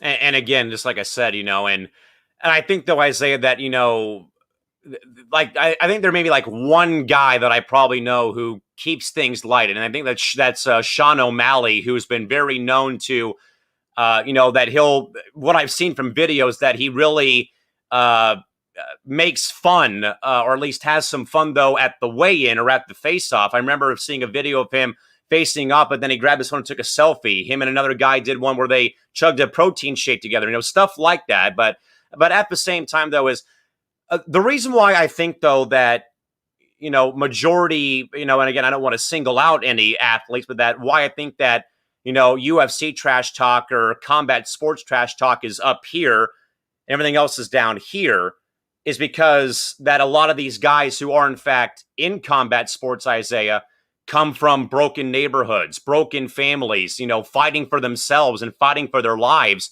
because of the conditions at home or being bullied in school. I think that Michaela Mayer, who's one of the rising women's boxing stars, I don't want to, don't quote me on this, but I think, though, that she mainly took up boxing, Isaiah, because of both, home life, but also I think, though, because she was getting bullied at school and stuff like that. But certainly I think, though, that's why I think sometimes that majority of your fighters, kind of maybe run their mouths like that, because they've had to basically do that just to survive on a daily basis. Yeah, I could see that. And, a lot of the UFC fighters, they do trash talk, and it does go pretty far. But I just think that, I've watched a lot of, pre-fight, post-fight press conferences. I just think that, Conor McGregor just takes it too far.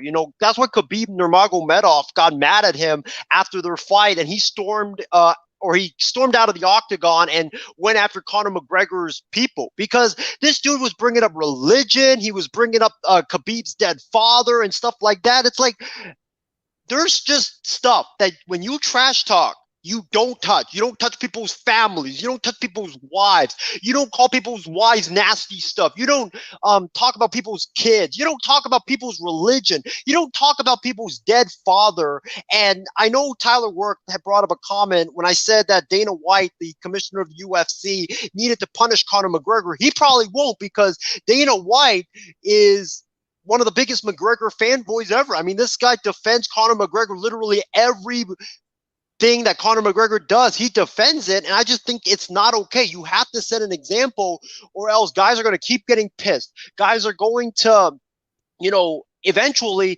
do stuff to Conor McGregor, and Conor McGregor, he will one day, I guarantee you, have to pay for his actions in the octagon, probably after a fight, because he said some nasty thing, and some fighter comes up to him and just beats his butt up again, and maybe breaks his entire body. Folks, if you're a boxing fan, can you correct me? But I think Mike Tyson once had a similar quote about a opponent. He said he was going to eat the kids, eat the guy's children. So, I mean, Iron Mike even stirring the pot. Mitch Blood Green, best known for flexing his muscles and calling someone the H word many years ago. So certainly, there's some good apples, bad apples. But again, I'm not the biggest UFC fan. But again, folks, Dustin Poirier wins the trilogy fight against Conor McGregor via a doctor's stoppage after McGregor snapped his left ankle in very gruesome fashion on Saturday night in Vegas. Plenty of commentary, though, Isaiah. Rolling in from the MI6 viewers. First, James Gonzalez. He writes in to say, fellas, always and forever San Diego, greater than L.A. Christy Wilson, plenty of thoughts from her. She says, I just wish that they didn't show the replay of McGregor's injury. It was flat out gross. Certainly agree. And also, Christy agrees, though, with Callan. She says that I agree with Cal that McGregor is, in fact, done. He needs to go into the world of pro wrestling, like some people think he should. Don't think he would do well in it either. I think he would probably, Isaiah, break all the rules, though, in regards to you can't strike so hard. You have to open your fist. You have to do this, do that. And no way is he going to take orders from Vince McMahon either. And it's not just, what he's doing in the ring. I mean, I could see him, giving the WWE tons of fines because he's calling fighters nasty stuff. He's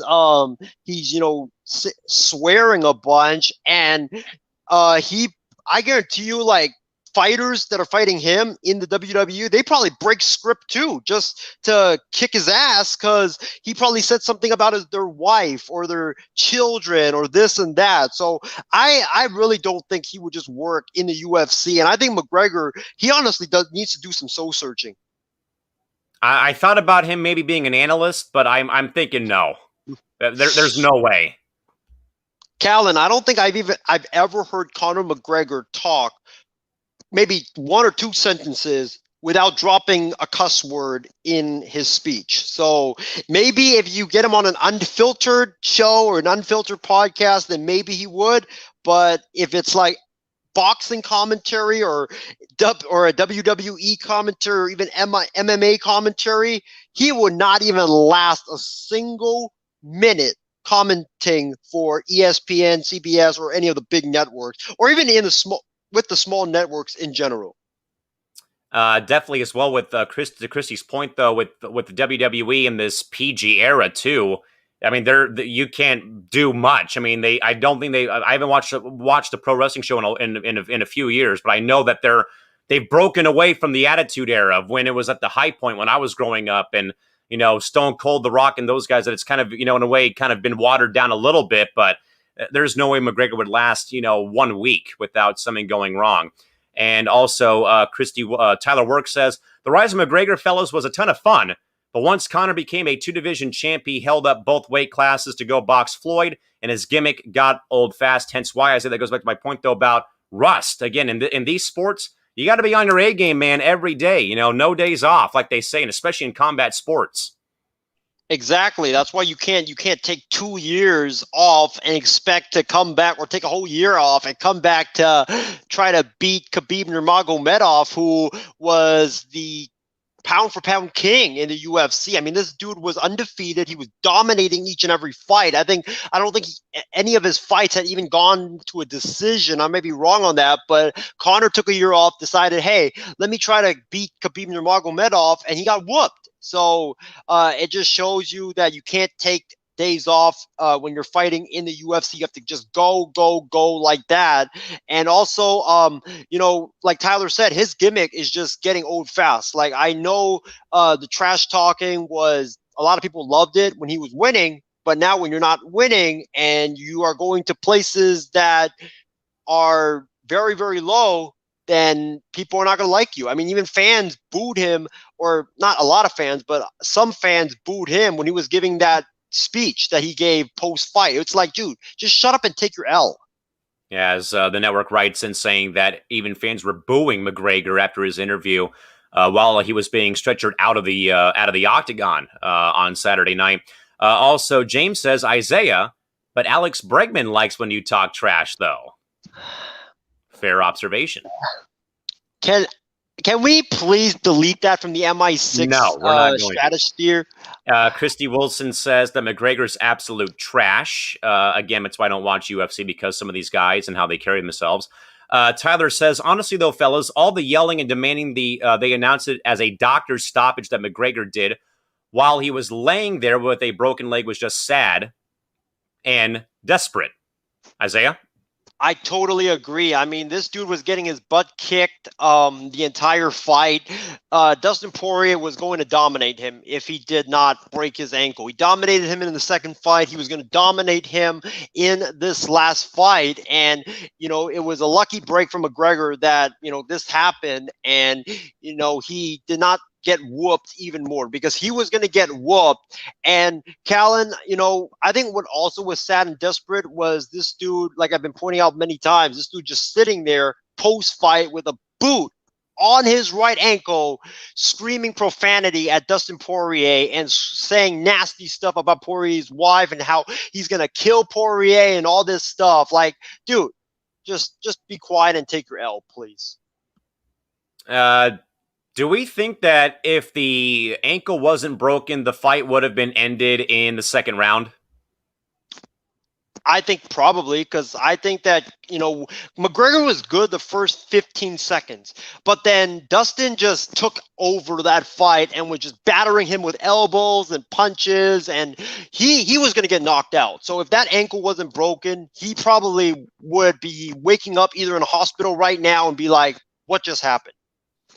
Tyler also says that Dana doing anything to punish McGregor, something tells me Dana won't do a single thing with 3 money or dollar symbols replacing his S's, which again, Isaiah, goes to my point, though. Money's in the bag. All right, let's go out there and I'll lose in the first round. I got paid. Yep, that's Conor's attitude. I mean, he's kind of like a terrible version of Floyd Mayweather. Like, Floyd goes into fights because he doesn't fight because he wants to fight. He fights just because to get paid. I mean, that Logan Paul fight, it was ridiculous. McGregor, he does the same thing, though, except he loses. And I believe Floyd made about $50,000 on his bet with Poirier winning at Circa. And Come also, fight me, Floyd. And also, Casey says, I'll watch Higgins 101 over UFC, laughing out loud. Remember, Isaiah, it is Huggies, not Higgins. Tyler also says, Isaiah, to clarify that Khabib's fights had gone to a decision before, but he had never lost a round in his career. Impressive. Very impressive. And, he retired on top as a champion. Tyler also says, lucky break from McGregor. Phrasing, my friend. Phrasing. Also, Tyler says, historically, though, McGregor is at his best in round 1. Poirier is at his worst in round 1. So the fact that Poirier dominated the round did not bode well for the rest of the fight. Where, again, you have one guy who's great in round 1 and one guy who's not great in round 1. Yeah, he was going to get knocked out, maybe in round 2. He was definitely going to get knocked out in round 2. But again, folks, as mentioned, Dustin Poirier over Conor McGregor at the end of round 1 due to a doctor's stoppage after, again, McGregor snapped his right ankle. And again, the whole fiasco transpiring after the fight had concluded on Saturday at UFC's event in Las Vegas. Isaiah, back to the NBA, buddy. Some big coaching news in the NBA. That is, Jamal Mosley has been named the new head coach of the Orlando Magic for the upcoming 2021-2022 season. Certainly, Isaiah, I know that you were very high on Penny Hardaway, my dude. But certainly, though, I think, though, that Penny would, like a lot of us were saying, though, stay at Memphis for a little bit longer. If you got that number 1 recruiting class coming in, though, don't bail on them right away. Because I know that a lot of times, Isaiah, though, when coaches do, in fact, leave, though, those recruits go somewhere else. Because, again, well, my coach isn't there, so I'm going to go somewhere else. Though. But certainly, Isaiah, what do you believe, though, or what's your thoughts more so about Jamal Mosley taking that head coaching position with the Orlando Magic for next season? Thoughts and reaction are what? Well, first of all, I want to give a shout out to my guy, Trevor Williams. I know he's a big Orlando Magic fan, so he has a new head coach, which is great for him and his Orlando Magic. But about this hire, Callan, I don't really know because I'm not really sure about Jamal Mosley. He hasn't been a head coach in the NBA. If it was an accomplished head coach, I would be able to judge him, but he hasn't done anything as a head coach in the NBA, so I can't really judge him as of right now. But I can say, though, Callan, the reason why I listed out Mark Jackson, Juwan Howard, and Penny Hardaway as guys that I wanted to take over the Orlando Magic was because I thought that they had the characteristics that I thought would fit the Magic really well. And those characteristics that I laid out was, I believe, 3 characteristics. Number 1, the coach had to be able to develop young players because the Orlando Magic, they were about to undergo a really, really long rebuild, and you got to have a guy that can come in and develop the young draft picks that you draft for your ball club. So he had to be able to develop young players. Secondly, I believe, was a guy that was a great communicator and a coach that players would love to play for. And the third characteristic that I believe I laid out was a guy that would be a great teacher. And when you look at those 3 guys that I named, they had those 3 characteristics in them. And when you look at Jamal Mosley, I think that he has those 3 characteristics in him as well. Because let's start off with number 1, being a good teacher. This guy took over as the offensive coordinator of the Dallas Mavericks when Stephen Silas left to be the head coach of the Houston Rockets, I believe. And the Dallas Mavericks, their offense did not miss a beat. The Mavericks offense was top 5 or top 10 in the entire NBA. So he definitely can coach the game of basketball.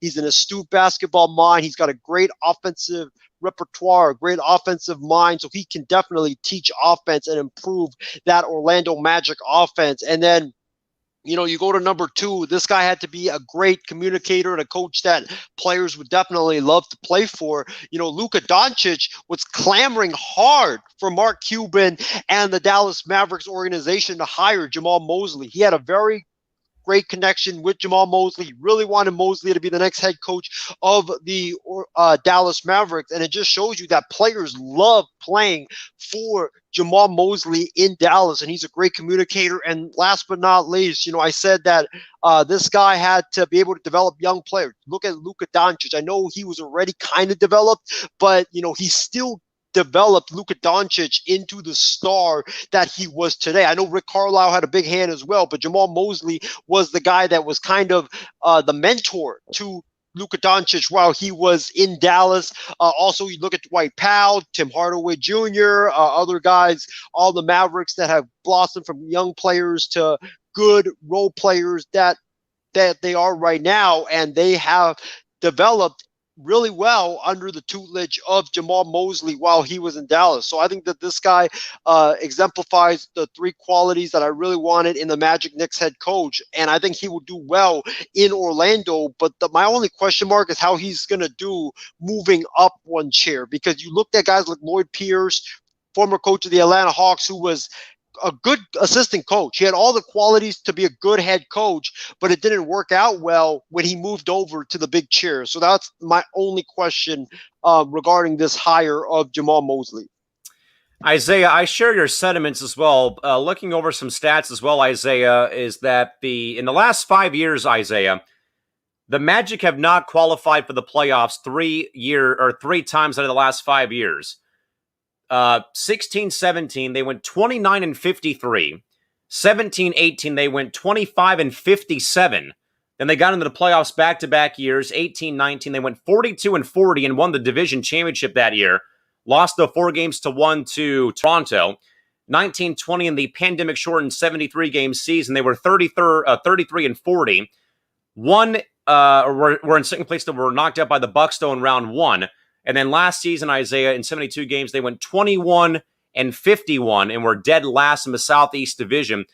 So, Isaiah, in your mind, what would be a successful season for Orlando? Minus the playoff berths. I think it's a long ways away, though, but Isaiah, what in your mind would be a respectable or maybe successful year for Jamal Mosley in year 1? Is it maybe getting that win total up? Is it getting to 500, getting over 500, maybe being close to the playoff spot? But again, they've missed the playoffs, man, 3 times in the last 5 seasons. In all 3 of those years, though, they won less than 30 games when they, in fact, did not make the postseason.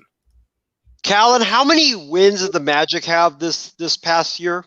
They went 21-51. They were 30 games below 500 and dead last in their division. I would say probably get to like 20 at like the same pace that you had this year, because this year's team that is different from last year's team is missing Aaron Gordon, they're missing Nikola Vucevic, they're missing Evan Fournier as well. So they basically had a fire sale last season. Yes. They had a fire sale. So this is going to be a completely different Orlando Magic team. And if they can get like 20 wins, I think it would be a successful first year for Jamal Mosley. But I don't think you can look at the win column to judge Jamal Mosley. Agreed. I think you have to look at like all rookie team and second all rookie team and stuff like that. That's how you're going to judge Jamal Mosley. It's about how these young players that they draft or they, get, whether it's via trade or free agency, how these guys are going to be developing under the tutelage of Jamal Mosley.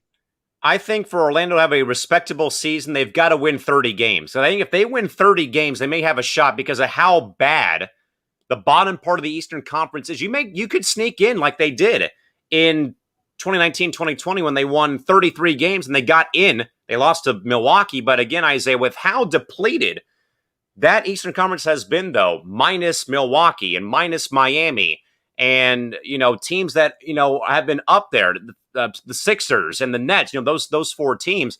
It's basically open season minus the top four spots. I mean, you could get in there maybe with a 33-40 record or get in with a 42-40 record. So I think for me, though, maybe wins don't come in a premium, though, but I would think, though, that for me to at least, respectable year, win at least 30 games. That's all I would say for this year for Orlando is at least win 30. And also, if the Magic want to, get to your 30 win total, Callan, I would call up Cleveland and trade for Colin Sexton because another guy who is young, you can build your franchise around, and put him as part of your young core. I do think Cole Anthony has upside. I think that some of those guys have upside, but now it's a matter, though, of, maybe a star, maybe maybe middle to road or notable name, not necessarily a journeyman, but certainly that they need all that they can get down there at this rate. Casey says, hard to judge the hire right now by Orlando. Still can't believe, though, fellas, that Mark Jackson has not gotten hired yet by another ball club. I think Isaiah at this rate, I think he's pretty content being a broadcaster, honestly. I agree. I mean, I don't think he even got any interviews this cycle to be a head coach. And I don't think I think he might only have gotten like 4 or 5 interviews ever since he got fired by Golden State. So I don't know what's going on, man. But Mark Jackson, he definitely deserves to be an NBA coach again. And the fact that he's getting blackmailed by the NBA, it's utterly ridiculous. Shout out Brandon Herrera, who's tuning in from Minnesota today. What's up, B? Good to see you as well. My good man, James Gonzalez, though, Isaiah writes, let's be real, though, gents. Doesn't matter who the coach is. They don't have the talent right now to win anytime soon. Fair observation. Callan, maybe they can sign you when you go to Orlando. Maybe they can sign you to a 1-year deal and poach you away. I mean, I thought about buying a Shaq jersey to wear to Orlando, but there's nothing to show off here, sadly. So I'm going to be wearing shirts the whole time I'm there. Maybe bring one just to have with me. And also... Brandon says, Brandon agrees with me. The Magic need to win at least 30 games next season. 30 plus. I'm saying at least 30. I'll say 25, but I'm counting on, the rookies making progress. So in your perfect world, they would go 25 and let's see, that's, some quick math, 25 and maybe 52, 53. Something like that. But I would be more keeping track on the all-rookie team and stuff like that to see how the rookies do. Maybe they'll be in the Rising Stars game for the All-Star game. Who knows? Brandon's asking who's on Isaiah's shirt. Dustin Poirier is on his shirt tonight. James also says the long and winding process still going on in Orlando after a few playoff seasons. Seems like a theme in the Magic's history. Again, this 3 times in the last 5 years that the Magic have not made the postseason. And Brandon also asks, what is the latest on the Spurs assistant coach with Becky Hammon? Nothing new yet, but we will keep an eye on that, though, Brandon, and hopefully bring you more on Monday or over the course of the week. But we'll see, though, what Becky Hammon and the Spurs do, in fact, choose to do. With that, Isaiah, bad break for the Phils today, man, as sadly a minor COVID outbreak is gone amongst the ball club as 3 players, including Alec Boehm, have all tested positive for COVID. The only, I think, Isaiah, blessing in disguise here, it happens during the All-Star break, my man. Callan, it sucks that my camera's glitching right now because, my reaction would have been legendary about this segment. But let me say this. Why do the baseball gods hate my Philadelphia Phillies? What did my Phillies do to make the baseball gods hate my Phillies? I don't understand, Callan. I think you might want to put the shades on because, you're gonna love what I'm about to say, but I don't understand this. I really don't. Every time something good happens to my Phillies, all of a sudden something bad immediately happens to my Philadelphia Phillies. Like, what did we do to upset the baseball gods? I don't understand, Callan. I mean, the Phillies, they were on a roll. They had beaten your San Diego Padres. They took 2 out of 3 from your Padres in Philadelphia. That was only because we had to deal with rain delays all week, and we don't have rain delays out here in Southern California. So you got lucky. Yes, we got lucky, but still, it's a series win for the Phils. They took 2 out of 3, and then they went into Wrigley. I'm blaming it on the rain. You don't get any credit for winning that series. And they took 3 out of 4 from the Chicago Cubs in Wrigley. So I believe they had taken.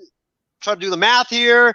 They had taken. I'm bad at math, but they had taken 5 out of the 7 games on this road trip, and then they go into Boston, into Fenway Park, very tough place to play against one of the best teams in all of baseball, the Boston Red Sox, and they took 2 out of 3 from the Boston Red Sox, including and probably taking this bullpen game today, because the Phillies have one of the worst bullpens in all of baseball, and somehow, some way, they managed to squeak out a victory with their bullpen pitching the entire game today, and they had taken 7 out of 10 to end the first half of the season, and the Phillies were rolling to have one of the easiest schedules in all of baseball in the second half. And I was thinking to myself, you know what? The Phillies season is back.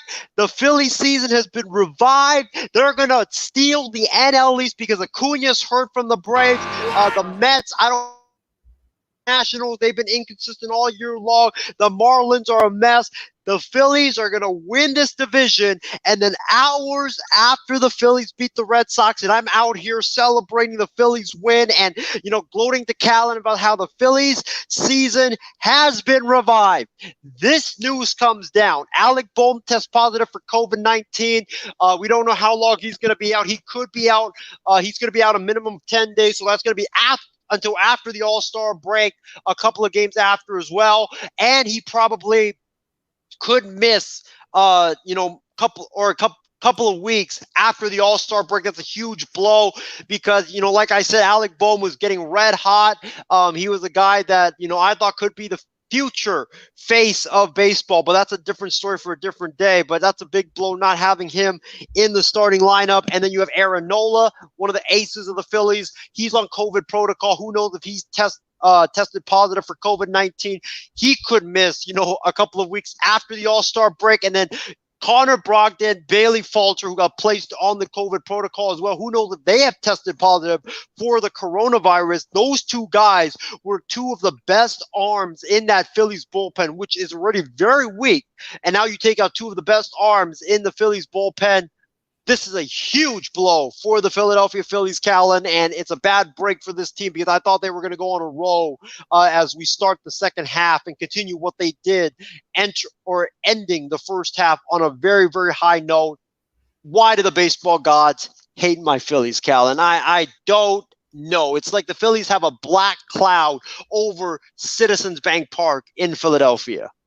How many times are you going to change your player of who's going to beat out Fernando Tatis Jr. as the face of baseball? You can't be changing every day, sir. It's not going to be Murphy, not going to be Bohm, because this guy, Fernando Tatis Jr., is the guy. Like, literally no one is, literally, as I hate to say, but literally nobody out there, a casual baseball fan or someone getting into the game, they don't care about Sean Murphy. They don't care about Alec Bohm. Tatis Jr. is on every other highlight you see, every commercial spot, every radio commercial, and every Major League Baseball advertisement. It's just stop.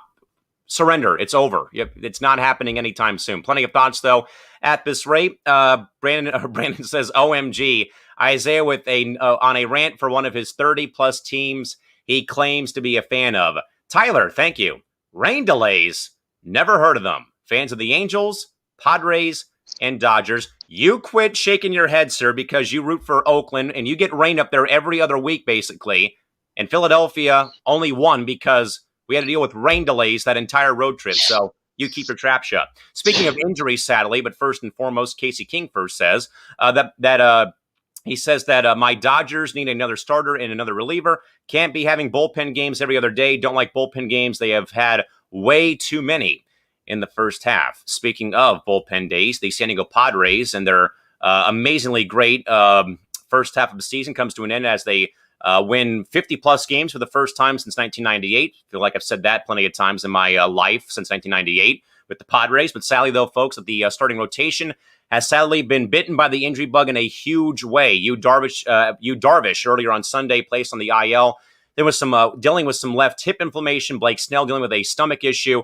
And then sadly, folks, today in a very scary play that happened today at Petco Park, Ryan Weathers sadly went to field a bunt today against Colorado and collided with John Gray, the pitcher, and appeared to perhaps, not confirm yet, but apparently did some pretty severe damage to his right knee in a collision with John Gray. Plus also, again, Joe Musgrove has been very up and down, though, since that no-hitter, but he's still been very, very reliable. And, of course, Chris Paddock has had his issues. He was actually brought in as a reliever today for the first time in his career, and he gave up a game-tying homer to C.J. Chrome in the top half of the fifth inning at Petco today. So certainly, Isaiah, the Phils have one issue, or the Phils have their own issues, though. But Isaiah, the Padres have issues, man, and it's all in the rotation with 4 of their 5 starters or 3 of their 5 starters all out with injury. But certainly, though, Isaiah, my concern more so, though, man, is for Ryan Weathers, a great kid right now on a innings limit right now, much like Paddock was in 2019. But certainly, though, Isaiah, I was at the game at Petco. It did not look very good in person.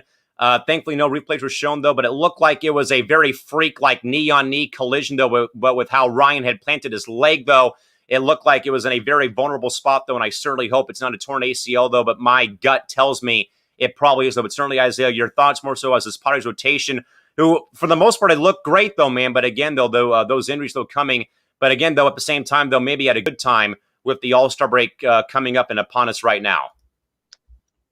Callan, I think me and you might be the most unluckiest sports fans on the planet. Isaiah, all your teams have won a championship. I haven't won one since 1963. Enough. Get on track. Hey, maybe your Bears can win the Super Bowl this year. But I hardly watch the NFL. About the Padres, it's a bad break for them because Darvish was pitching extremely well. He was an all-star. Blake Snell, he had struggled for the first part of the season, and I feel like he was turning it around, and then he gets hurt. I think that was – what was the Snell injury, Callan? Was it a shoulder or an elbow? No, gastral issues, stomach bug. Oh, so that's not that bad then. It's not like he's going to, miss a bunch of time, but it's the All-Star break is coming at a great time for the Padres and for all the baseball because you've seen so many injuries in the final week or even the final weekend of the season that just makes you go like, man, it just really sucks. Like the Braves with Acuna and the Padres with Darvish and Snell and my Phillies with all the COVID issues. So we'll give teams a period to reset and refresh, and I think it'll be good for them because I think Darvish will be back after the All-Star break. I think Snell will definitely be back after the All-Star break. Weathers, we're praying for him. Hope it's not a torn ACL because if it is, it's gonna really, really suck. So I think this All-Star break is really definitely hitting at a really good time for a majority of these teams in Major League Baseball. And I think the Padres, they cannot afford to lose Darvish. They cannot afford to lose Snell in their rotation because if you're going to have to bank on Paddock or I think they already lost Nelson Lamet to an elbow injury. And also who else? Oh, Musgrove as well. Musgrove has been kind of inconsistent since the no-hitter, but he's been, very reliable, like you said. But those 2 guys are the top horses of that rotation, and you need them, especially like if you want to go into October and have a chance to win a World Series and bring, a World Series for the first time back to San Diego. I mean, certainly, the break comes at a great time for everybody out there. Certainly, with injuries. But certainly, I think, though, for the Padres' sake, though, again, losing another starter again with Lamet on the shelf. Keone Kella's been out for majority of the year. I think he's undergoing Tommy John. That more so with the Padres, it's been the pitching who's been taking the brunt end of the injury bug, sadly, over the course of this year, though. But certainly, I do think, though, Isaiah, that there's 2 areas right now that the Padres need to probably look at. Not an ace, not a Scherzer, but a late, someone like 4th or 5th starter, middle of the road, starter to kind of maybe I think move Paddock out of the rotation. I think though that Paddock to me, minus his home run that he gave up to Cron today on Sunday, he looked pretty good, like more relaxed as a reliever. That 1-2 innings he did in fact throw, minus that one little hiccup with that home run though. Yeah, it ended up, tying the game though. But certainly I think though, Isaiah, that the two main areas for the Padres' sake right now for me is, in fact, one more starter in the back end of the rotation and maybe a power hitting bat off the bench. I've heard a lot of rumblings of Joey Gallo with the Rangers. Other than that, not too many other guys have been named, though. But certainly, Isaiah, are those probably the two main priorities you would think for San Diego is, maybe one more, not an ace, but at least one more bona fide starter in the rotation and maybe one more bat off the bench, perhaps, to kind of add some more depth to the actual batting lineup in order? Yeah, I think so. When you look at the rotation, I really don't know, Callan, who is out there when it comes to fourth or fifth starters that you could add. The Cubs, I think they're going to have a fire sale because, and Callan, unfortunately, I accidentally jinxed the Cubs when a couple of weeks ago they were in first place. I said I needed the Cubs to tank for the next 4 weeks so that my A's could get like a bunch of those guys from the Cubbies, and they went on, I believe, a 15-game losing streak or something like really, really bad. And now it looks like they are going to have a fire sale. So, I think and Callan, don't laugh at me about this suggestion. But what do you think about Jake Arrieta? I know he has struggled. He struggled in Philly last year. He has struggled with the Cubs. I think his ERA has ballooned to like 6 point something, but he's been mostly bit by the home run ball. And I think that if you get him out of Wrigley, if you put him in a pitcher's friendly ballpark at Petco Park, I think he could maybe not go back to the Jake Arrieta that won the Cy Young, but go to a decent fourth starter or a fifth starter for your Padres. I would probably keep tabs on Arrieta. I know that one guy that's kind of been in my mind has been Jose Barrios of Minnesota. He's kind of been a guy, I think, who's probably being shopped by the Twins right now. I know the Padres may have also had some interest in Chris Bryant, maybe, USD alum.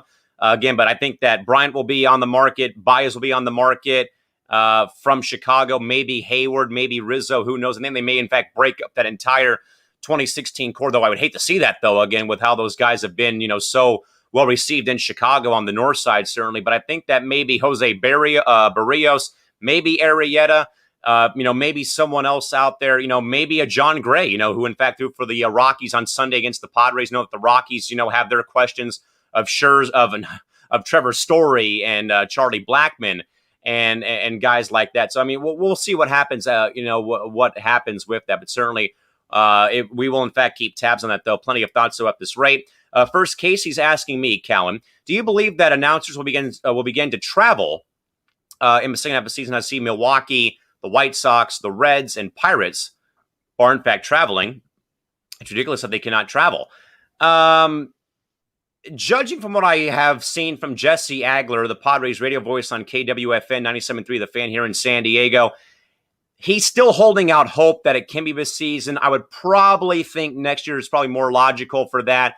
But I think just, slowly but surely, but certainly I do think that things will, in fact, go on. And James also says it was a bad weekend for sports injuries. And Casey also says, Callan, your Ducks to win the Cup in 07.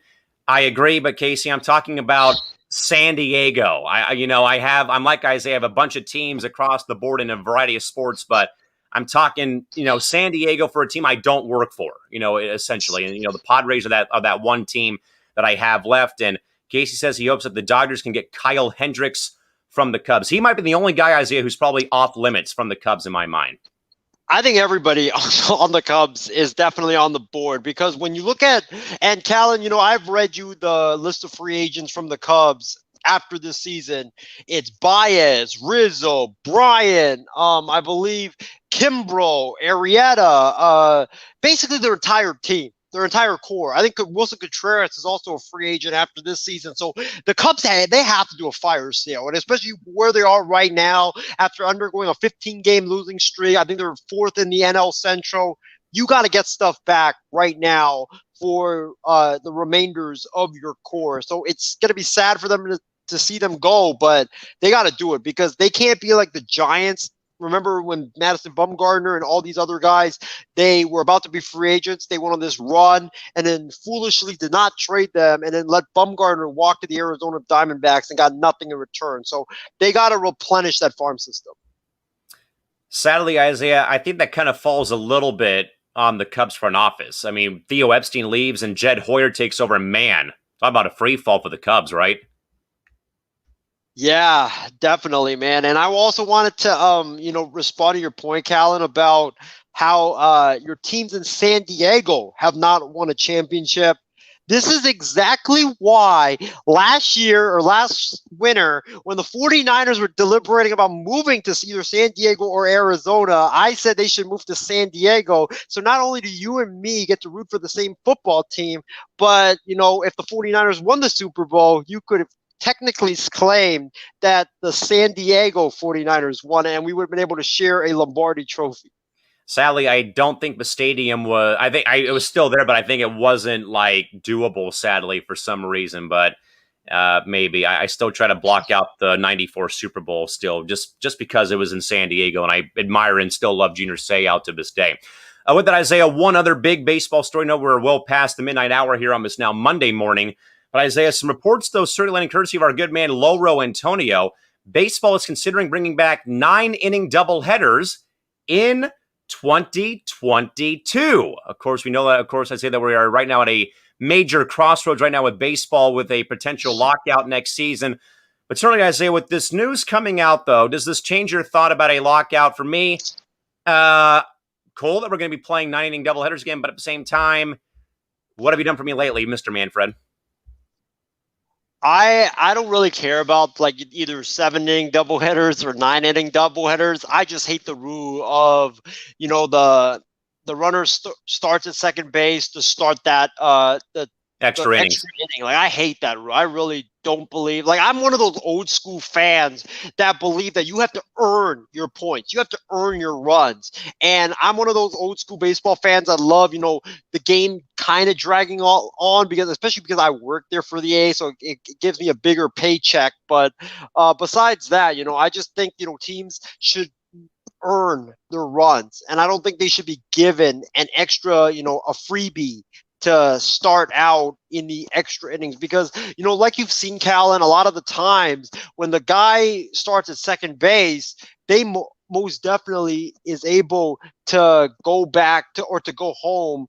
Either, the team bunts them to third and then, they get a sac fly or a ground out to bring them home. So I just really don't like that route.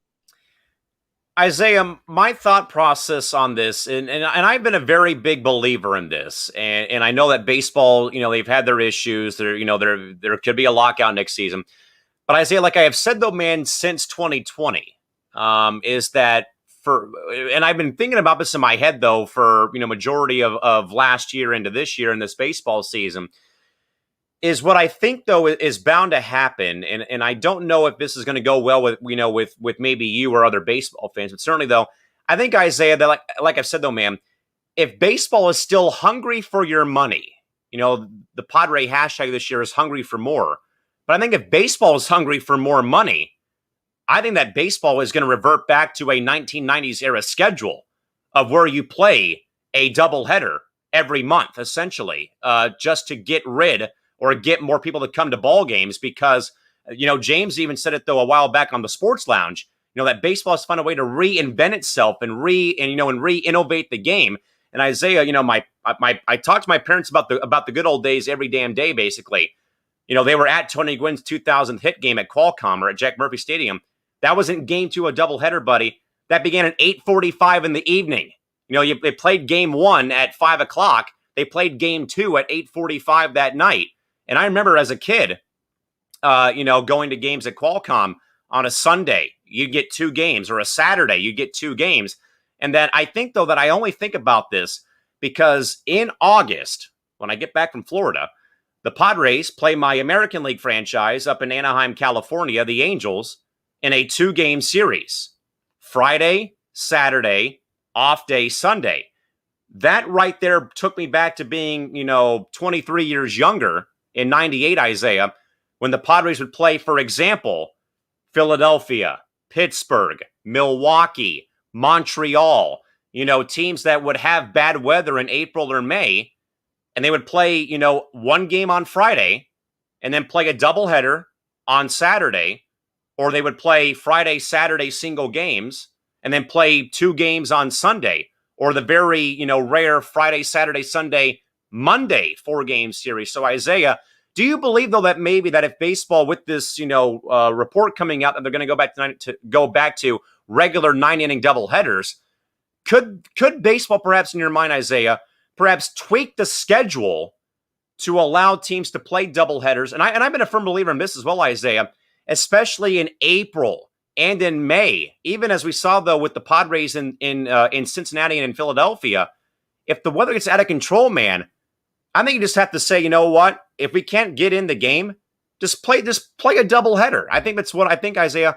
That more so for me is I think what I think though could help re-innovate baseball is going into, mainly I think though, man, in April and in May, maybe in September, when the weather does in fact change and get out of control though, that doubleheaders have to be at a premium, I think, come, maybe next season. But your thoughts more so about my ludicrous thoughts on perhaps schedule tweaks to allow double dips to be played.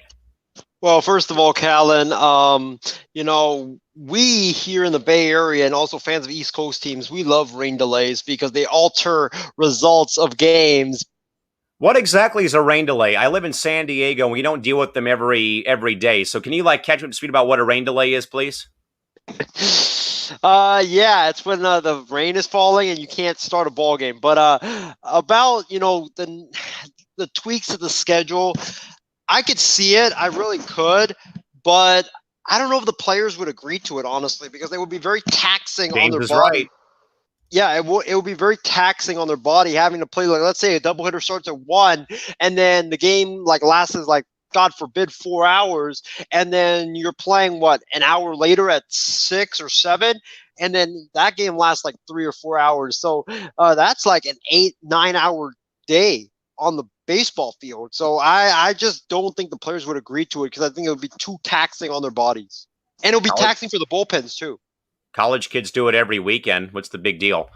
Plenty of thoughts here. Amos says plenty of more thoughts trickle in. First, James wanted to update us as well, Isaiah. The Padres were encouraged by the results of Ryan Weathers' MRI today. The early hope is he can come back early next month. So that's very, very good to hear. I'll wipe the brow and inhale, exhale about Ryan Weathers. He's got major upside. I think he'll be on an innings limit this year, sadly, just to kind of keep his arm in shape. But I'm very glad to hear that news on this now Monday morning here. Casey says, but I'm still not sure though, fellas, if we'll avoid a lockout, as I don't trust Manfred, aka Manfraud. Agreed. I don't either. I think we're going to have a lockout in 2022. I think it's inevitable. I just think that, like I've been telling people, the owners, the players, they can't even agree to what to eat for lunch, let alone create a whole collective bargaining agreement. So it's impossible. I just think that we're definitely going to have a lockout. That's why I've been telling folks, enjoy this season because this is probably the last year of baseball you're going to have for the next 2 years. James also says, don't mind the runner on second base rule. Games aren't going 15 innings plus ever since. Fair. And we know, of course, Isaiah, what's Manfred's favorite excuse? Say it with me, buddy. Pace of play. James also says, I'm guessing universal DH and I love double headers. I, for one, don't want the universal DH because I have a very cool clip to show you before we get to bloopers of the week here in just a moment.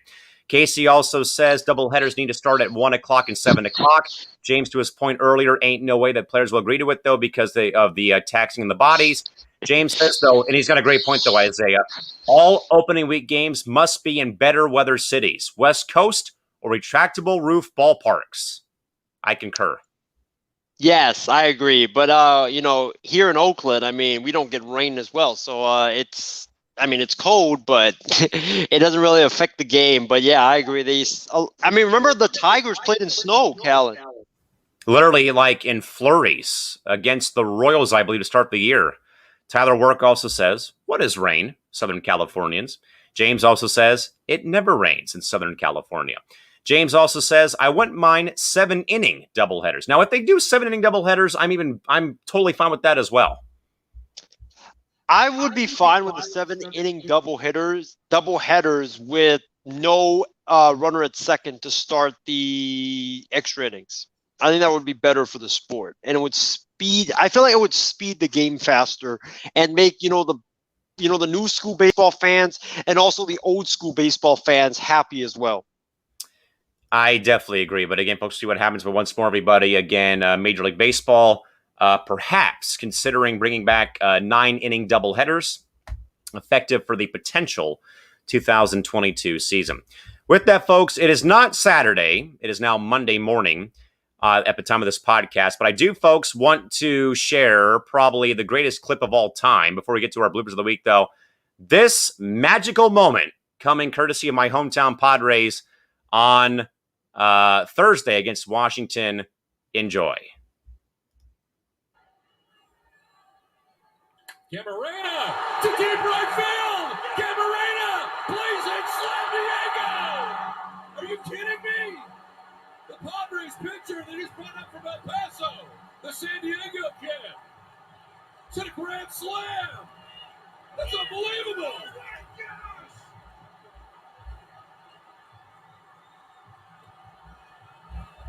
Off Max Scherzer.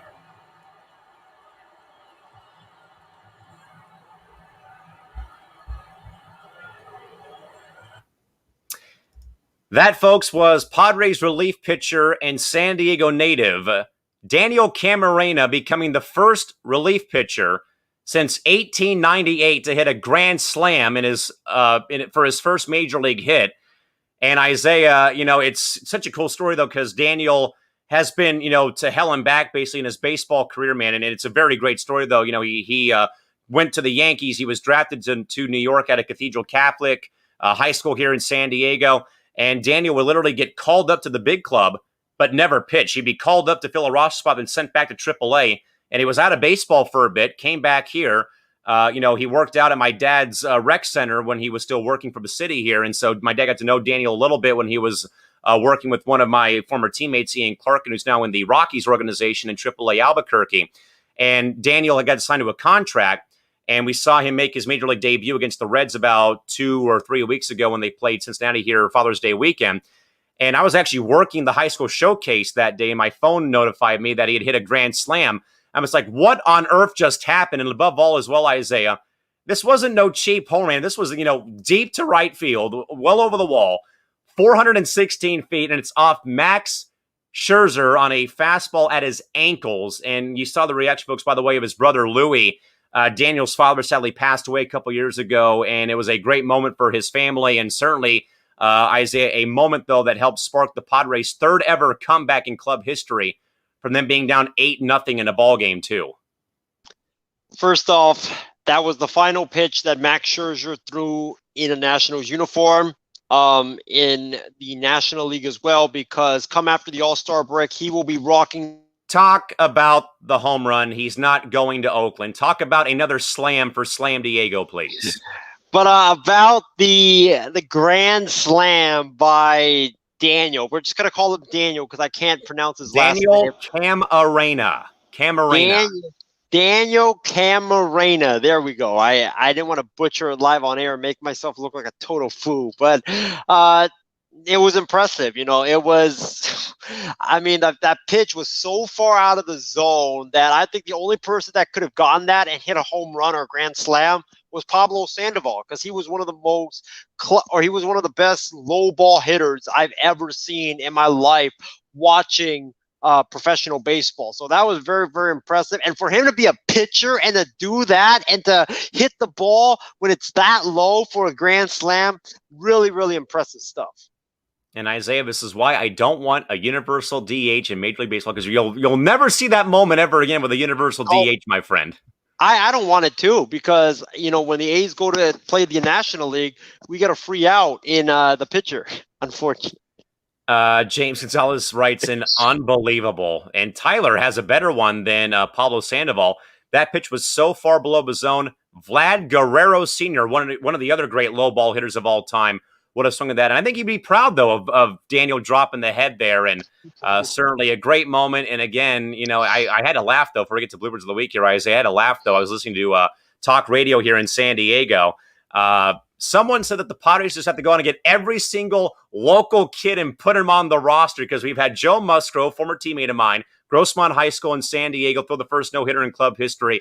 And Daniel Camarena, Cathedral Catholic High, Benina resident, hit a grand slam as a relief pitcher. So, like, let's just bring all the kids home and let them join the roster.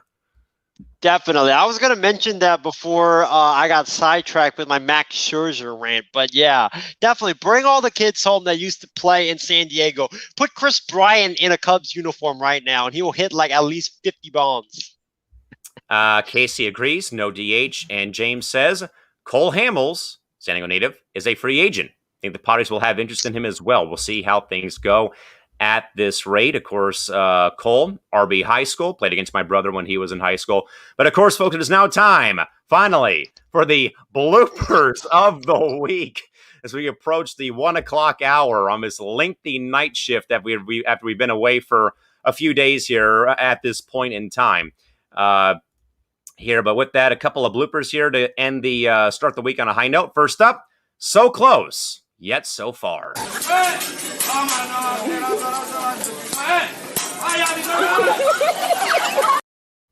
You know, I always enjoy Benihana, but I would hope that would not happen at my hibachi, please. First of all, I'm actually glad the guy didn't suffer a serious neck injury because, you know, falling out of a chair at that height, yikes. And falling backwards, too, that just looked scary. But, yeah, you know, I've actually honestly wanted to go to one of these restaurants and try, like, you know, the guy, you know, takes a shrimp and just like flips it up in the air and you have to try to catch it. I've always wanted to try it, never had a chance, but after seeing that, you know, I don't know if I want to do it, Callan. I don't know if I want to do it. Just tell your chef, don't throw it in the air, just put it on my plate. Tyler says credit to the guy though, he laid out for it. Hey, A for effort. I'll give him that. A baseball team should sign him. I mean, why not? Because the guy lays out. I mean, Airbud would probably be wanting him to speak to this guy. Next up, Reese has some peanut butter fingers. Segura was one of the hottest hitters in the league. Bobbled again. Yeah, you know, Isaiah, I played first. Worst feeling ever, my man. Believe me. This has been the Phillies' defense this entire year, Callan. This is why the Philadelphia Phillies lead all of baseball in errors and why Joe Girardi got frustrated after one of the games and started, you know, just talking crap to Gene Segura and, you know, they had that big blow up. Yeah. Yeah, it's because of that. It's because you can't make rude, like, I know, like, these things happen. Sometimes it happens when you just are so focused and then you drop the ball. But come on, man. Like, this isn't the first time. I mean, Rhys Hoskins, he used to be a very dependable defender at first base. And for some reason, ever since he just got switched to the outfield and came back, it just seems like he's dropping everything. And it's not a sure play or sure thing at first base that he's either catching throws from the third baseman or he's dropping balls that are thrown to him. Like, it's ridiculous, man. I mean, between the Padres and Phillies making errors, man, the Padres had 3 more errors on Sunday. None by Tatis Jr., though, but Machado made an error and Cronenworth had 2 errors in that game, sadly, on Sunday. And one of them happened to bring in that back-breaking run that made it 3-1 Colorado in the top half of the 7th inning, I believe, or 8th inning at Petco. Last but not least, Isaiah, don't play in the house.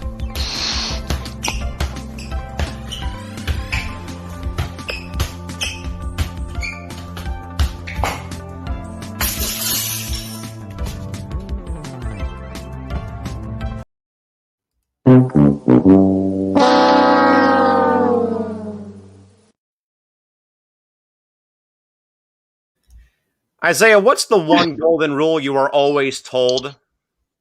Don't play sports in the house.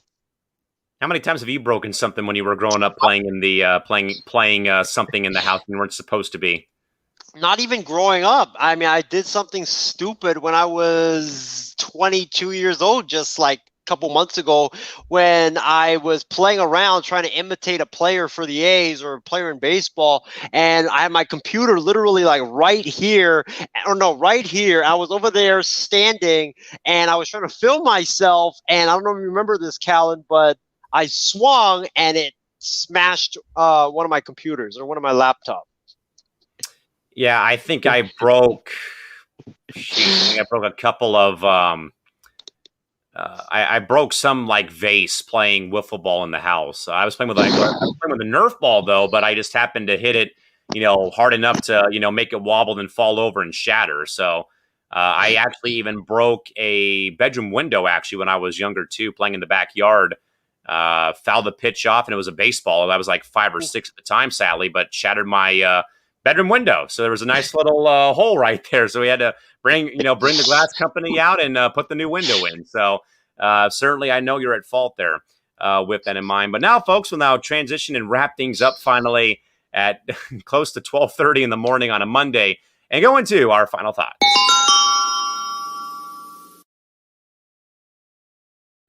Time to wrap up shop here, folks, on this now Monday morning edition of the Night Shift. Again, big plays, big games, and big news of the day.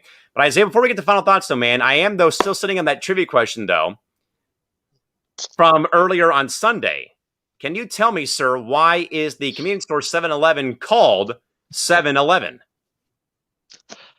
Well, I've always thought of why it's called 7-Eleven as, maybe the first man. And the last time I did one of these things or tried to guess, I turned into a meme. So I have a feeling it might be the same thing, but I've always thought of maybe the first 7-Eleven was founded or it was called 7-Eleven was because maybe it was opened on 7th and 11th Street somewhere. So maybe that's why, but I don't know.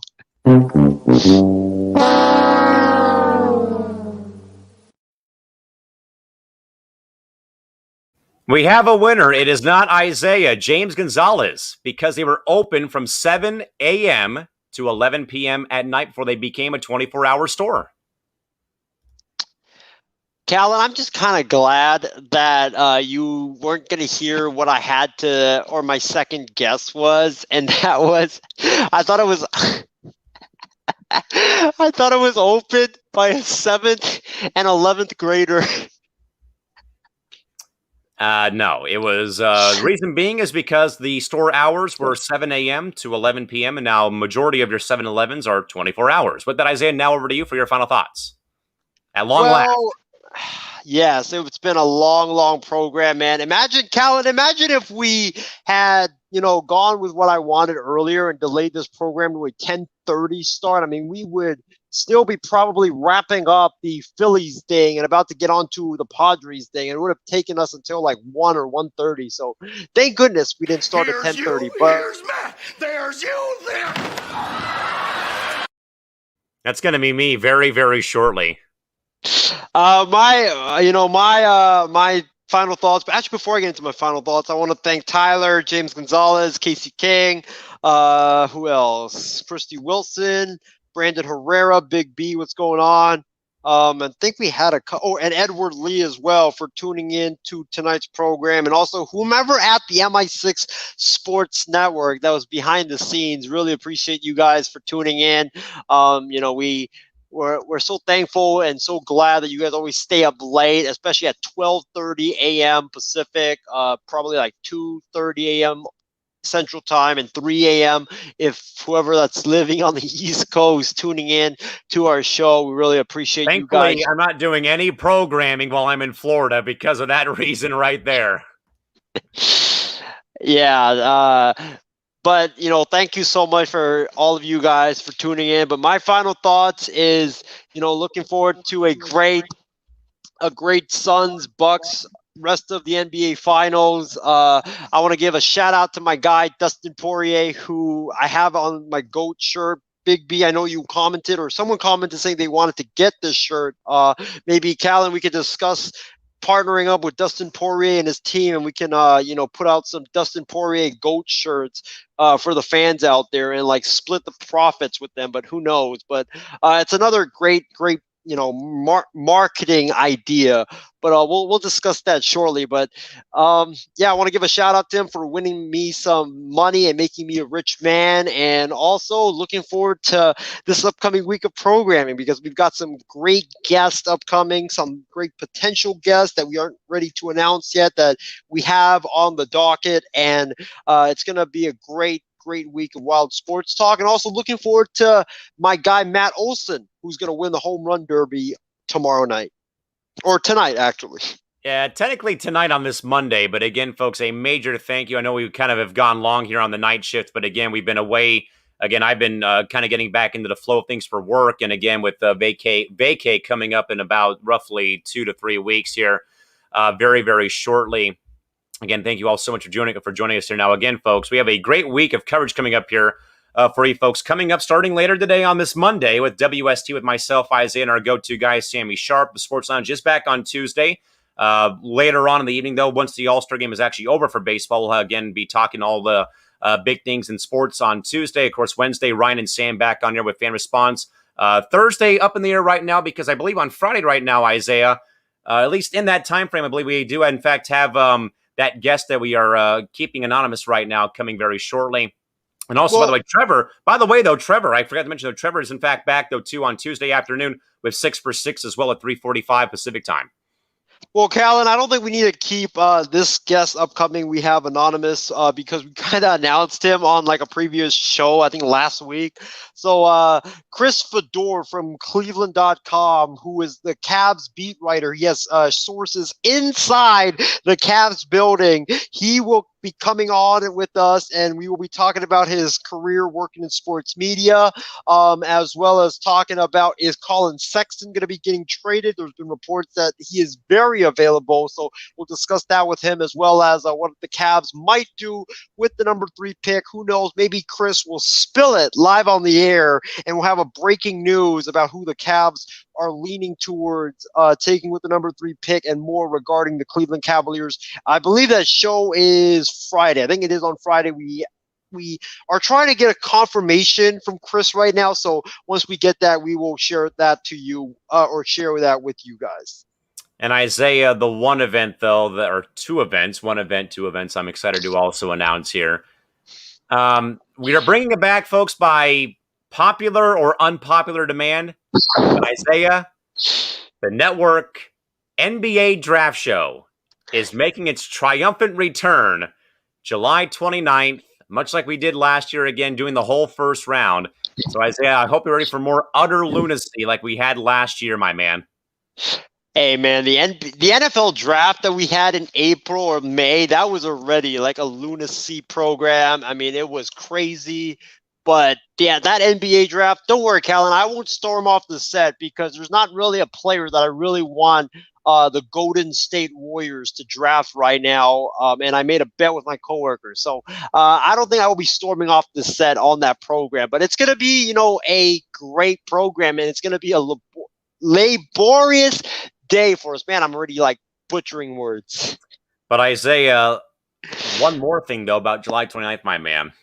That is coming up after that show concludes. And then, folks, we've been teasing, or not really teasing, but we've been talking behind the scenes about this, and I'm stoked that we're going to be able to do this, though. But, folks, later on, after the draft show concludes on July 29th, folks, we will be celebrating, believe it or not, 1 full year of Wild Sports Talk being on the MI6 Sports Network after Isaiah, me, and John Mavis began this podcast back in July. But again, we were on a different platform, and certainly, Isaiah, I don't want to go too much deeper here. Again, it's getting close to bedtime, sadly, here at nearly 12:40 in the morning. But we'll have more about this though later on Monday, though, Isaiah. But certainly, though, man, hard to imagine though that this thing's been going on for a year, or will be a year come July 29th, my man. And certainly, I would not have thought though that we'd be getting to this point though, and closing in though on a couple of other things that I'll be also announcing as well here very shortly. But I guess, Isaiah, very quick though, but like Cliff Notes version though of your thoughts. We'll have more about this though on Monday later on. Yeah, I completely agree with you. Who knew that back when John Mathis, I mean, shout out to him. I know he's not with the MI6 Sports Network anymore, but he had a big hand in, putting this together. Without him, I would not have met Callan. Callan would not have met me, and also we would not have what we have right now at the MI6 Sports Network. So John's kind of really, he's played a big part of the MI6 Sports Network being what it is. But, who would have thought that a year later we would still be doing this podcast? And honestly, who would have thought that 4 months ago when Callan, you were on hiatus, John Alcorn wasn't able to be part of the program, Mathis had departed from MI6 and also departed from Wild Sports Talk, that we still be doing this program to this day? Because I really thought that when Mathis departed, when you were on hiatus, that the boat was sunk. It was sunk. I thought that Wild Sports Talks days was gone, goodbye.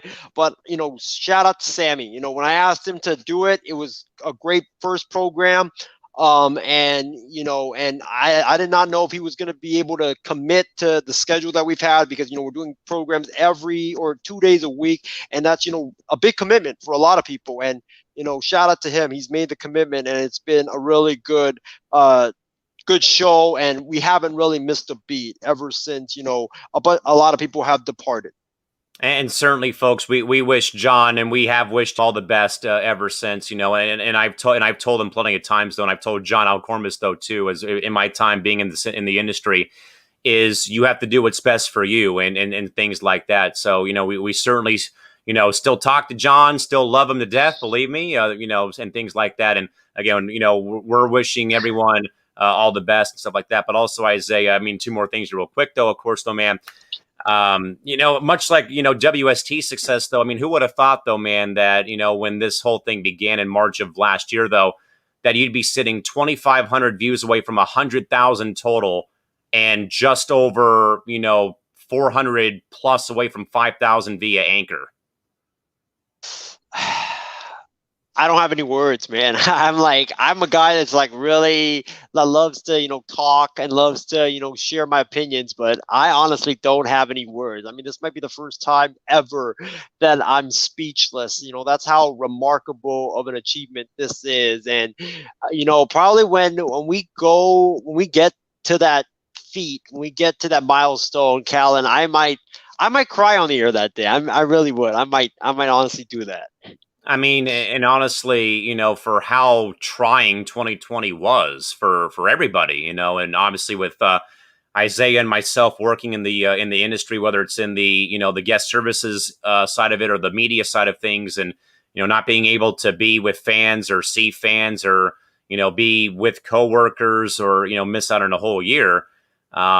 Certainly, it was hard to find highlights, and that's kind of been like Isaiah said though on the 1 year special about finding those bright spots and finding stuff to keep you engaged and stuff like that. But folks, we'll have more about all this stuff though later on Monday. I'm about ready to go grab a quick bite and then probably hit the snooze button finally after what's been a long day. And long days in general. Again, I've been in the sun basically for 4 days out of this week, though, again, getting back into the flow of announcing again, doing 2 days worth of high school baseball showcases and also 3 Little League baseball games and going to the Potter game today and stuff of that caliber. But certainly, though, we thank you all again, folks, for joining us. And Tyler, my prediction for the home run derby, Ohtani versus the field. Let's go. Give me the field. Give me the field. Even though I love Shohei Ohtani and I met his parents, but give me the field. Although I guarantee you Ohtani's parents probably aren't a fan of me after this prediction right now that I just made. I think Trevor Story was the longest of long shots, I think. Him and Olsen, I think, were tied, at the lowest odds to win the Derby. So from what I saw, though, I know that Ohtani was like tops to win the thing. But, we'll see. And certainly, Isaiah, it could have been one more thing we could have talked about tonight, though. But certainly, we'll save it for tomorrow. I will say, though, real quick, I'm a fan, though, that they have now made a rule, though, after what happened in KC, I think, in 2013 or 2012, I think. No, he wasn't robbed. I've been glad since the whole snafu in 12, I think, in KC, with Robinson Cano not selecting Billy Butler of the Royals, they made a rule now that the home or host city has to be represented in the home run derby. I love that rule. It gives the home fans it gives the home fans something to cheer about when they're watching the home run derby. Yeah, so I mean, I'm right now. I'm going with Ohtani. I would like to see Trevor Story put up some type of like good farewell performance when he, in fact, gets dealt from Colorado pretty soon. But certainly, I'm stoked. I mean, just to see how far the ball is going to go. And also, by the way, I do have to as well, real quick again. Also applaud baseball for letting Trey Mancini, again, a guy who went through hell basically, again, fighting off cancer.